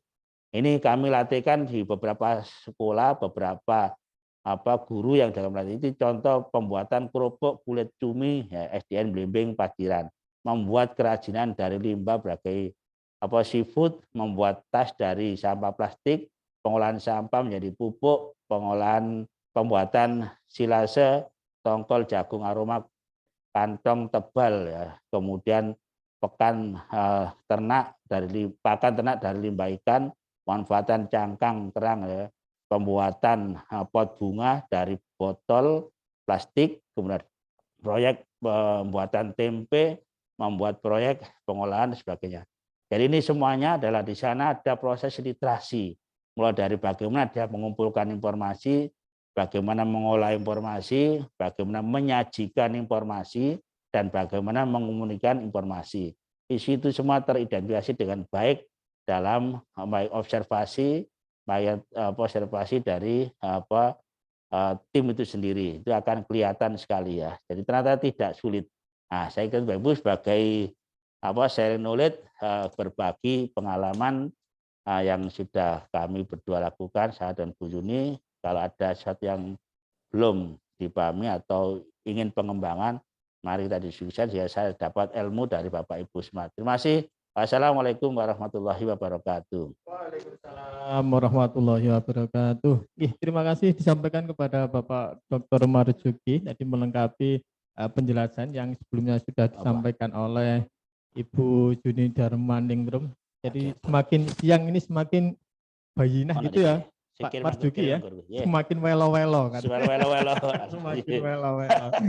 Baik Bapak Ibu, ini nampaknya di kolom chat sudah ada beberapa pertanyaan yang disampaikan. Ini menyampaikan pertanyaan artinya teman-teman ini sebetulnya sangat interest sekali dengan materi pada kesempatan hari ini gitu nggih. Yang pertama pertanyaan dari Bapak Margono. Ini saya bacakan dulu ya, seandainya nanti belum cukup jelas maksud dari pertanyaan, nanti Pak Margono saya mohon untuk bisa menyampaikan secara audio langsung gitu nggih. Jadi pertanyaannya, bagi siswa yang berpendidikan khusus belum tersampaikan AKM-nya bagaimana? Apakah soal, materi, cara dan teknis penyampaiannya mohon pencerahan gitu. Terima kasih. Siapa ini ini ditujuk atau kedua-duanya monggo silakan yang menyampaikan lebih dulu monggo silakan Bu Juni atau Pak Marzuki.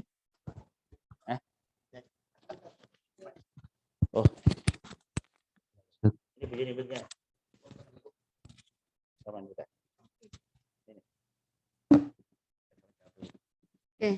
Oke, ada yang mohon maaf ya tadi dari paparan kan harusnya juga menyebutkan adanya di tingkat SD itu MA ada SDLB. Kemudian di tingkat SMP itu untuk AKM juga dilaksanakan tidak hanya di SMP, MTS juga SMP LB. Demikian pula di tingkat SMA juga mencakup yang terlibat juga ada SMA LB juga. Jadi seperti itu. Mohon maaf tadi di paparan kurang ya. Tuh. Untuk cakupannya sama ya. 3 hal itu ada survei lingkungan, karakter, kemudian literasi numerasi itu. Kemudian untuk yang itu teknisnya juga sama pelaksanaannya. Teknisnya sudah dijelaskan tadi untuk untuk SDLB itu masukkan ke tingkat jenjang SD ya. Itu 30 siswa begitu ya. Kemudian jadwalnya juga hampir ya sama ya. Jadi untuk SMP, SMA, SMA, SMPLB, SMLB itu sama. Ada sekitar berapa tadi? Sudah saya paparkan sebelumnya. Jadi seperti itu. Kemudian untuk yang pertanyaan yang kedua. Satu dulu ya. Konfirmasi dulu ke Oke, Pak mau menambahkan. Marzuki Ya, barangkali terima kasih, menambahkan pertanyaan untuk sangat bagus sekali ya. Jadi tadi sudah sampaikan Bu Yuni, untuk SDLB masuk sekolah formal ya. Jadi sekolah formal sama dengan yang ini tadi pelaksanaan untuk AKM-nya itu di kelas tengah ya, di kelas tengah. Jadi kalau di SD berarti kelas 5, kalau SD dan MI ya. Kemudian kalau SMP, MTS ini kelas sama, kelas 8, untuk SLTA kelas 11 ya. Jadi sekali lagi untuk SLB masuk sekolah formal. Jangan tadi disampaikan oleh Bu Yuni yang non form yang kesetaraan itu di kelas akhir ya. Untuk cara semuanya teknisnya sama, cuma di sini memang seperti apa yang berkebutuhan khusus itu yang memang sesuai dengan sekolah layaknya itu. Apakah di sana sudah ada, kalau misalkan anak yang tunanetra atau yang seperti apa, ini yang belum kami ketahui. Intinya itu ya sama dengan kalau evaluasi selama ini pakai apa komputer seperti apa, tapi yang lain ini seperti apa ini yang kami belum tahu pasti ya. Yang jelas pemerintah pusat sudah mencoba untuk, dan memang tidak semua pakai ini, pakai computerized ya. Jadi bagi daerah-daerah yang tidak tersentuh oleh komputer maka dihasilkan cara yang lain seperti secara manual ya, seperti biasanya. Jadi yang mungkin aja dengan ini ya, yang punya akses, yang tidak punya akses ada alternatif lain yang sudah difasilitasi pemerintah pusat ya. Mungkin kemarin waktu pendampingan AKM ada yang lain Pak Rifai. Nanti konfirmasi ya. Ya, ini penting sekali. Jangan di Jawa Timur juga ada yang tidak semua daring ya, tidak semua internet, tapi ada yang lain ya. Saya kira itu dulu. Terima kasih. Oke, terima kasih sampaikan kepada Pak Marzuki dan juga Ibu Juni. Demikian penjelasan dari beliau narasumber kita Pak Margono. Namun jika dirasa ada yang belum menjawab pertanyaan yang tadi disampaikan, monggo silakan dikonfirmasi barangkali Pak Margono.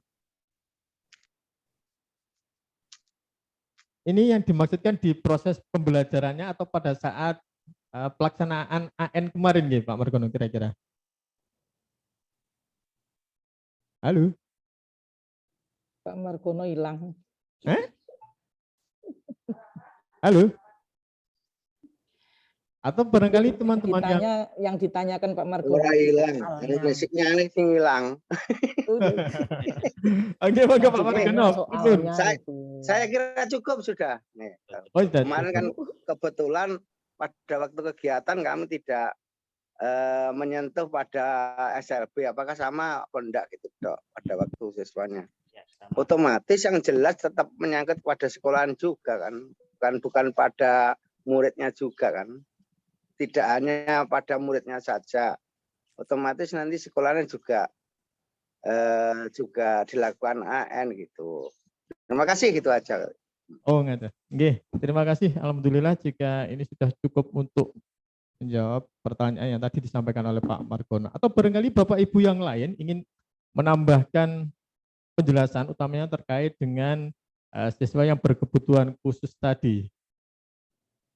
Yang sepengetahuan saya memang bahkan di sekolah SLB itu sudah mengawali penilaian asesmen personal itu Bu ya. Jadi sebelum kita launching kaitan dengan AN ini kan di sekolah SLB itu sudah melakukan pendekatan-pendekatan yang lebih ke pribadi siswa gitu kan keterbatasannya di tuna yang apa itu kan sudah dilakukan pendekatan-pendekatan itu sejak sebelum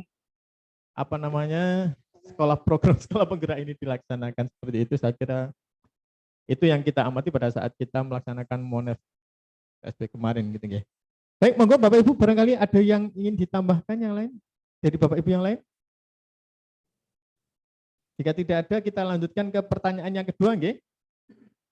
Baik, jadi pertanyaan yang kedua ini kaitannya dengan PISA. Ya, memang dari pertemuan saya kemarin pada saat kesempatan diundang di Jakarta kegiatan POP itu memang program-program pemerintah saat ini itu muaranya di hasil penilaian PISA kita yang cukup memprihatinkan gitu Pak ya. Nah ini ditanyakan juga oleh Bu Yanti ini. Tadi disampaikan bahwa hasil survei Program for International Student Assessment atau PISA selama ini beberapa tahun menunjukkan bahwa dalam kategori kemampuan membaca, sains, dan matematika, skor Indonesia tergolong rendah. Pertanyaan saya, sejauh mana peran AN yang mencakup nilai AKM untuk dapat mendongkrak hasil survei PISA? Monggo barangkali yang dahulu menjawab, Bu Yuni atau Pak Marjuki dulu. Terima kasih, pertanyaan sangat bagus sekali. Saya akan mencoba menjawab. Mudah-mudahan nanti bisa memuaskan ya. Kalau nggak bisa cari kepuasan di luar ya. Nanti Bu Yuni bisa membantu. Ini pertanyaan sangat bagus sekali. Jadi bagaimana bisa mendongkrak ini ya PISA yang rendah ini? Memang inilah pemerintah ini berupaya ya mulai perubahan kurikulum dari tahun ke tahun. Yang kemarin kurikulum 2013 ya ini juga masih dianggap belum bisa mendongkrak ya, nilai PISA-nya ini. Maka ini diharapkan kurikulum yang baru ini nanti bisa lebih mengarah ke sana itu ya. Namun demikian Pak Ibu memang ini kembali ke eksekutor di lapangan. Jadi kalau pemerintah sudah berupaya ya nanti eksekutor sekolah adalah bagaimana guru dan Pak sekolah memahami ini bahwa merasa bahwa betul-betul kita ini terpuruk dalam pendidikan. Nah, secara individu memang kita ini luar biasa. Hadiah Nobel itu selalu disabet anak-anak Indonesia, tapi cara rata-rata ini yang rendah sekali. Ini menjadi pemikiran kita bersama. Maka kemauan pusat dengan eksekutor lapangan harus nyambung ya. Jadi kalau di pusat menggebu-gebu, sementara di bawah itu di lapangan itu pain-pain saja itu ya. Berubah nggak berubah tetap tidak bergeming ya, ini menjadi perhatian. Jadi inilah kembali ke learning progression, bahwa perbaikan dimulai dari perbaikan mutu pembelajaran. Nah kita tahu bahwa dalam pembelajaran paradigma baru ini kita harus betul-betul mengenal peserta didik kita. Jadi sebenarnya konsep ini sudah lama sekali ya, tapi sampai seperti apa mengenal anak-anak yang perlu pendampingan ya.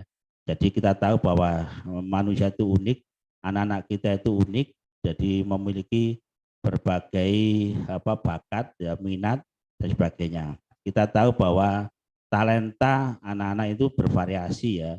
Kalau dari Howard Gardner itu kan ada 8 kecerdasan ya, itu sangat bervariasi pada anak-anak. Kemudian kalau dia dari kayak belajarnya kan ya juga macam-macam, ada kayak baca audiovisual, ada visual, ada audio, auditori, ada kinestetika dan sebagainya ya. Ini juga harus menjadi perhatian juga dari sisi bakat, minatnya, hobinya, kesenangan anak ini juga berbeda-beda. Ini jarang kita perhatikan.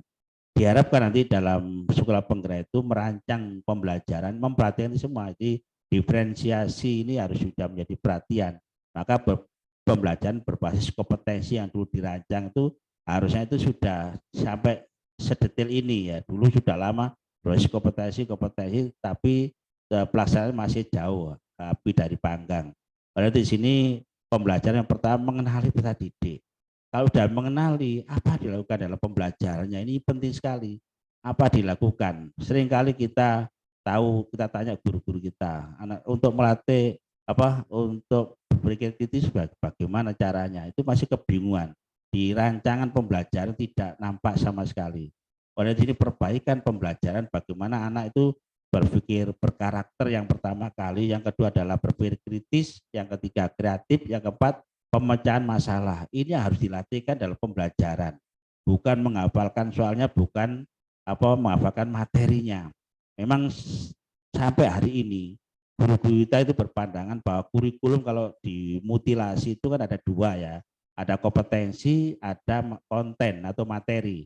Nah guru-guru kita, tidak hanya guru ya, kepala sekolah, pengawas juga Yang lain-lain itu masih berpandangan bahwa kurikulum itu adalah konten, kurikulum adalah materi. Sehingga yang diributnya adalah materinya. Materinya belum habis, materinya masih banyak gara-gara COVID, gara-gara pandemi, gara-gara PTM, gara-gara PTMT, itu semua jadi salah itu ya. Sehingga di sini akhirnya apa terjadi drill materi, drill tugas, drill macam-macam ya, sehingga gurunya itu sampai kadang-kadang kalau sudah berhasil memberikan drill itu senangnya bukan main, alhamdulillah materi saya sudah habis, alhamdulillah materi saya sudah tersampaikan, materi alhamdulillah. Jadi itu padahal itu ngedrill soal, bukan kompetensi apa yang dimiliki. Nah, tadi Bu Yuni nyampaikan ada kritis, ada kreatif, ada karakter, ada punya masalah. Ini harusnya dimiliki anak, bukan menghafalkan materinya.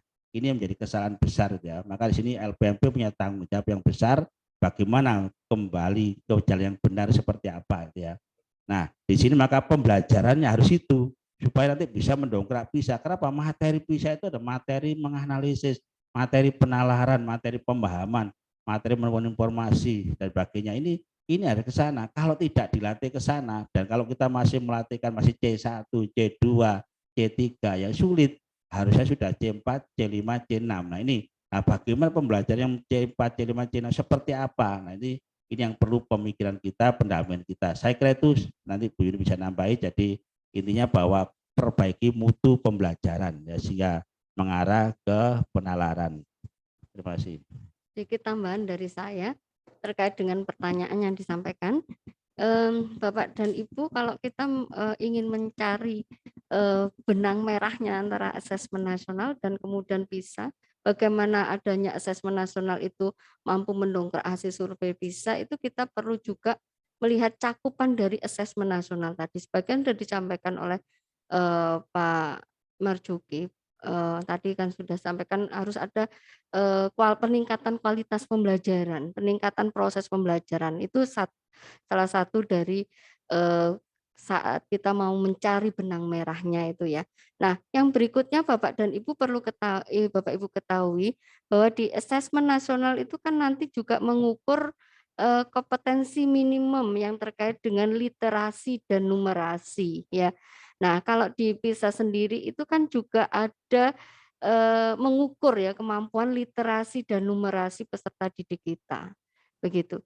Jadi kalau misalnya kita memiliki data dari hasil asesmen nasional, kita memiliki data tentang kemampuan literasi dan numerasi peserta didik, kemudian kita kaitkan lagi dengan peningkatan kualitas pembelajaran yang nantinya ada data itu ada di survei lingkungan, itu bagaimana dengan adanya kesulitan siswa di dalam memiliki kemampuan untuk literasi numerasi, kemudian kualitas pembelajaran yang diberikan oleh sekolah ini akan dianalisis, kemudian tentunya dari data ini akan ditentukan suatu peningkatan kualitas pembelajaran. Nah, peningkatan kualitas pembelajaran inilah nanti yang mampu diharapkan bisa mendongkrak kompetensi peserta didik kita atau meningkatkan kompetensi peserta didik kita dalam hal literasi numerasi termasuk karakter dan kemudian kompetensi yang 4C yang tadi sudah disampaikan oleh Pak Juki. Jadi seperti itu. Jadi ada keterkaitan dan dengan adanya asesmen nasional ini tentunya akan mampu meningkatkan kualitas pembelajaran dan nanti imbasnya adalah hasil belajar peserta didik dan peningkatan kompetensi literasi numerasi serta 4 kompetensi yang harus dimiliki oleh peserta didik. Demikian yang bisa kami sampaikan. Oke. Demikian tadi penjelasan dari Bu Yuni dan juga Pak Marzuki, karena memang ada benang merah antara AN itu sendiri, asesmen itu sendiri dengan harapan untuk meningkatkan nilai PISA kita, walaupun mungkin untuk saat ini belum bisa dilihat ya karena masih di tahun pertama. Kira-kira itu penjelasannya Bu Daryanti atau perlu penjelasan dalam versi bahasa Inggris ini, karena Bu Daryanti dan Bu Yuni ini sama-sama sarjana bahasa Inggris. Pripun Bu Daryanti, kira-kira sudah cukup jelas? Sudah. Saya kira sudah cukup Pak Rifai. Ya cuma mudah-mudahan harapan yang disampaikan tadi ya itu nanti benar-benar menjadi kenyataan itu ya. Amin. Ini Kalau selama ini tergolong rendah, nanti setelah AN-nya berlangsung beberapa tahun bisa agak menengah itu mungkin ya. Harapannya kan begitu Bu Yanti. Oke. Makasih Pak Marzuki, makasih Bu Yuni. Ya, luar sama-sama. biasa ini teman-teman S ini garda terdepan dalam pelaksanaan AN loh ya. Ini saya sebetulnya juga penasaran juga melanjutkan pertanyaan dari Pak Margono tadi bagaimana pelaksanaan AN untuk yang berkebutuhan khusus. Saya kemarin ikut terlibat tapi saya enggak tahu kira-kira kalau yang SLB ada apa enggak ya kemarin ya Mbak Daryanti ya. Oh enggak. Datanya ada di itu SI. Ya, kebetulan kemarin yang di sekolah yang umum ya. Baik, untuk pertanyaan yang selanjutnya ini dari Bu Sukma. Dari Bu Sukma pertanyaannya bagaimana cara mengakses AKM kelas? Bu Sukma itu siapa Mas Rifai? Sebentar.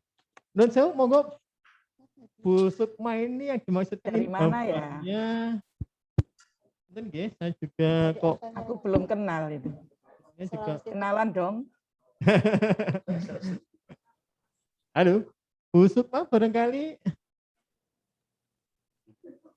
kalau enggak kenal ya enggak bisa menjawab itu narasumbernya. LPE pakai akun nama lain. Tampaknya ada dari LPMP Sulawesi Tengah ya. Kok bisa ya? Agnes Bu Endang Prihatin. Kok bisa? Ya enggak apa-apa. Iya memang enggak apa-apa. Tapi kayaknya kita ini sharing knowledge untuk LPMP Jatim ya.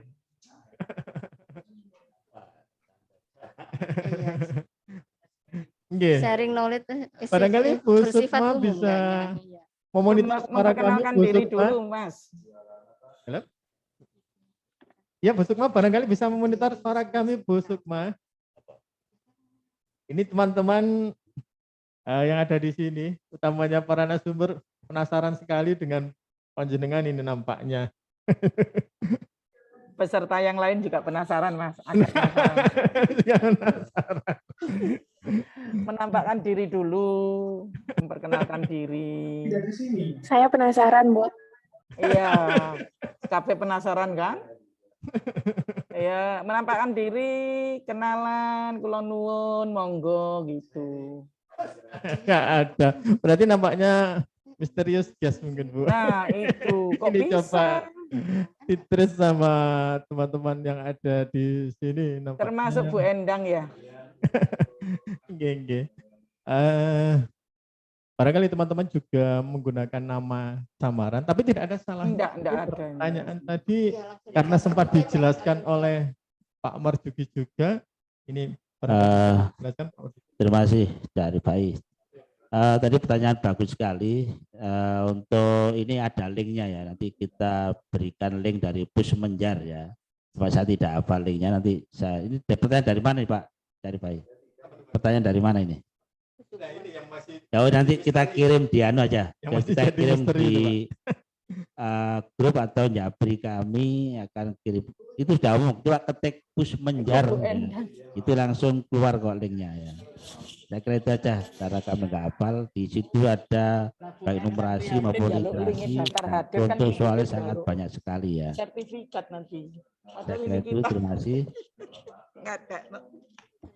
Oh iya, tadi saya lupa Pak Marzuki tadi sempat diingatkan sama Wakil Ketua KPAI tadi Bu Tati tadi. Maskernya diingatkan Pak Marzuki itu. Nanti ditegur Komisi Penyiaran nanti. Atau barangkali ada pertanyaan yang akan disampaikan secara langsung, tidak melalui chat barangkali. Itu ada Pusmenjar ya. Di grup. Mau ada lagi atau cukup? Ya Bapak Ibu, tanpa terasa ini nampaknya sudah hampir 2 jam ya. Kita mulai dari tepat jam 9 tadi dan sekarang sudah menunjukkan jam 10 lewat 52 menit gitu ya. Ini 8 menit menuju jam 11. Ini luar biasa sekali. Ini teman-teman di daerah harus bersusah payah kalau ingin mendatangkan beliau-beliau ini, dan kita yang ada di internal LPMP dengan apa nggih, dengan akses yang sangat mudah bisa menerima informasi-informasi dari beliau ini. Nah, ini coba kita manfaatkan dengan sebaik-baiknya, paling tidak bisa menjadi bekal kita nanti di pelaksanaan AN yang akan datang nanti. Selain hal-hal yang sifatnya teknis, pengecekan kesiapan teknis, baik itu perangkat maupun jaringan, kita juga memiliki bekal informasi terkait dengan substansi pelaksanaan AN itu sendiri, sehingga nanti pada saat hadir di sekolah kita bisa bercengkrama, bisa ngobrol-ngobrol dengan kepala sekolah atau guru-guru yang ada di sana yang kaitannya dengan substansi asesmen nasional itu sendiri. Ini nampaknya teman-teman sudah cukup jelas. Ini enaknya kalau audiensnya itu daya serapnya tinggi, Pak. Tidak banyak pertanyaan, seluruh informasi diserap dengan baik gitu ya. Dan ini juga nampaknya sudah menjelang persiapan sholat zuhur, karena sudah jam 11, nanti ada jeda waktu sejenak nanti teman-teman, karena sejak dari pagi tadi diawali dengan apel, lanjut dengan kegiatan yang masih bernuansa akademis, yaitu sharing knowledge ini. Mudah-mudahan kebiasaan baik ini bisa kita jaga terus gitu nggih. Jadi saya pribadi barangkali dalam mendampingi kegiatan sharing knowledge ini ada tutur kata yang kurang berkenan di hati Bapak Ibu. Saya pribadi menyampaikan permohonan maaf yang sebesar-besarnya. Namun sebelum kita akhiri ini, barangkali dari Bu Zuni atau Pak Marzuki ada apa nggih, konklusi atau apa nggih, sedikit kesimpulan terkait dengan apa yang tadi panjang sekali tadi disampaikan. Barangkali ada 1-2 kalimat yang penting, atau mungkin tadi Bu Yuni kaitannya dengan apa, benang merah pisah dengan anak tadi nggih. Nggih, monggo sedikit saja. Monggo Bu Yuni dan Pak Marzuki. Ya, Bapak Ibu sekalian, apa yang kami sampaikan mengenai ini kan termasuk kebijakan pemerintah ya. Untuk sebenarnya tujuannya adalah untuk peningkatan kualitas pendidikan. Ujung-ujungnya adalah untuk peningkatan kualitas pendidikan. Nah, sebagai UPT pusat di daerah, tentunya kita harus mendukung ya program ini ya, menyukseskan program ini dan sebisanya berbuat yang terbaik untuk menyukseskan program ini ya. Kemudian tujuannya itu kan sebenarnya baik ya. Nah, tujuannya yang diberikan ya, program ini ditetapkan itu tentu bertujuan baik. Nah, proses itu tentu yang lebih penting untuk mencapai tujuan tersebut. Dan mari kita kawal proses itu hingga berjalan dengan baik. Begitu aja yang bisa saya sampaikan. Nah, mudah-mudahan saja proses ini nanti hasilnya seperti yang benar-benar kita harapkan. Demikian yang bisa saya sampaikan. Terima kasih menyambung dari sahabat Bu Yuni. Jadi sekali lagi kami berterima kasih pada Kepala LPMP, Pak Kasubag ya, yang merancang kegiatan ini luar biasa. Karena kita di LPMP ini bukan tidak mungkin semua yang namanya LPMP akan menjadi tumpuan pertanyaan itu ya. Maka sharing knowledge menjadi penting sekali. Terkait dengan tadi AKM atau asesmen nasional di sini, tentunya di dalamnya perlu edukasi kita, perlu intervensi kita di LPMP ini sehingga guru-guru menjadi nyaman bersama LPMP. Ini sesuai dengan semangat BBBM kita nih Pak Rifai untuk melayani ya. Tentunya di sini kita memiliki pemahaman yang sama atau hampir sama dengan sharing knowledge ini terkait dengan asesmen nasional. Yang perlu kita perhatikan adalah bagaimana mindset para guru kita ya, di memahami kurikulum itu lebih ke arah kompetensi daripada konten ya, sehingga nanti ujung-ujungnya pada pembelajaran harus berbasis kompetensi bukan berbasis konten, sehingga semua aktivitas ini adalah untuk penguatan kompetensi, pengembangan kompetensi mulai dari berkarakter, kemudian di sini berpikir kritis, berpikir kreatif, kemudian berkolaboratif, komunikatif, dan pemecahan masalah. Ini yang harus kita pastikan bahwa guru-guru kita sudah ke arah sana ya, sehingga LPMP ini keberadaannya semakin dibutuhkan karena menyentuh kebutuhan para guru. Itu aja yang bisa kami sampaikan. Terima kasih. Saya akhiri. Wallahu muwaffiq ila aqwamit thoriq. Wassalamualaikum warahmatullahi wabarakatuh. Assalamualaikum warahmatullahi wabarakatuh. Nggih, terima kasih kepada Pak Marzuki dan juga Bu Juni. Andai saja ini di forum Luring ini kita sampaikan aplaus gitu ya. Tapi tidak dengan tidak mengurangi rasa hormat kami. Mudah-mudahan segala informasi yang tadi disampaikan dengan sukarela oleh Pak Marzuki dan Bu Juni nanti menjadi amal baik beliau. Khairunas anfa'um linas, sebaik-baik manusia adalah yang bermanfaat bagi manusia yang lain. Dan jika in ahsantum li anfusikum, sesungguhnya jika kamu berbuat baik pada orang lain, maka kamu berbuat baik pada dirimu sendiri. Baik Bapak Ibu, nampaknya sudah menjelang jam 11, hanya tinggal 2 menit lagi. Kegiatan sharing untuk hari ini kita akhiri bersama, dan perlu diketahui bersama bahwa ini kegiatannya masih serial nggih Bapak Ibu nggih. Masih ada episode selanjutnya, masih ada chapter yang lain. Nanti kita akan bertemu kembali dalam kegiatan sharing knowledge dengan tema dan topik yang berbeda. Dan saya yakin Bapak pimpinan sudah berpikir keras memilih topik-topik yang sekiranya menjadi isu-isu yang update gitu nggih Pak Kasubag tadi meminjam bahasa beliau pada saat apel tadi. Baik Bapak Ibu, saya kira kita cukupkan sampai sekian. Kita akhiri bersama kegiatan sharing knowledge pada hari ini. Wallahul muwaffiq ila aqwamit thoriq. Wassalamualaikum warahmatullahi wabarakatuh. Waalaikumsalam warahmatullahi wabarakatuh.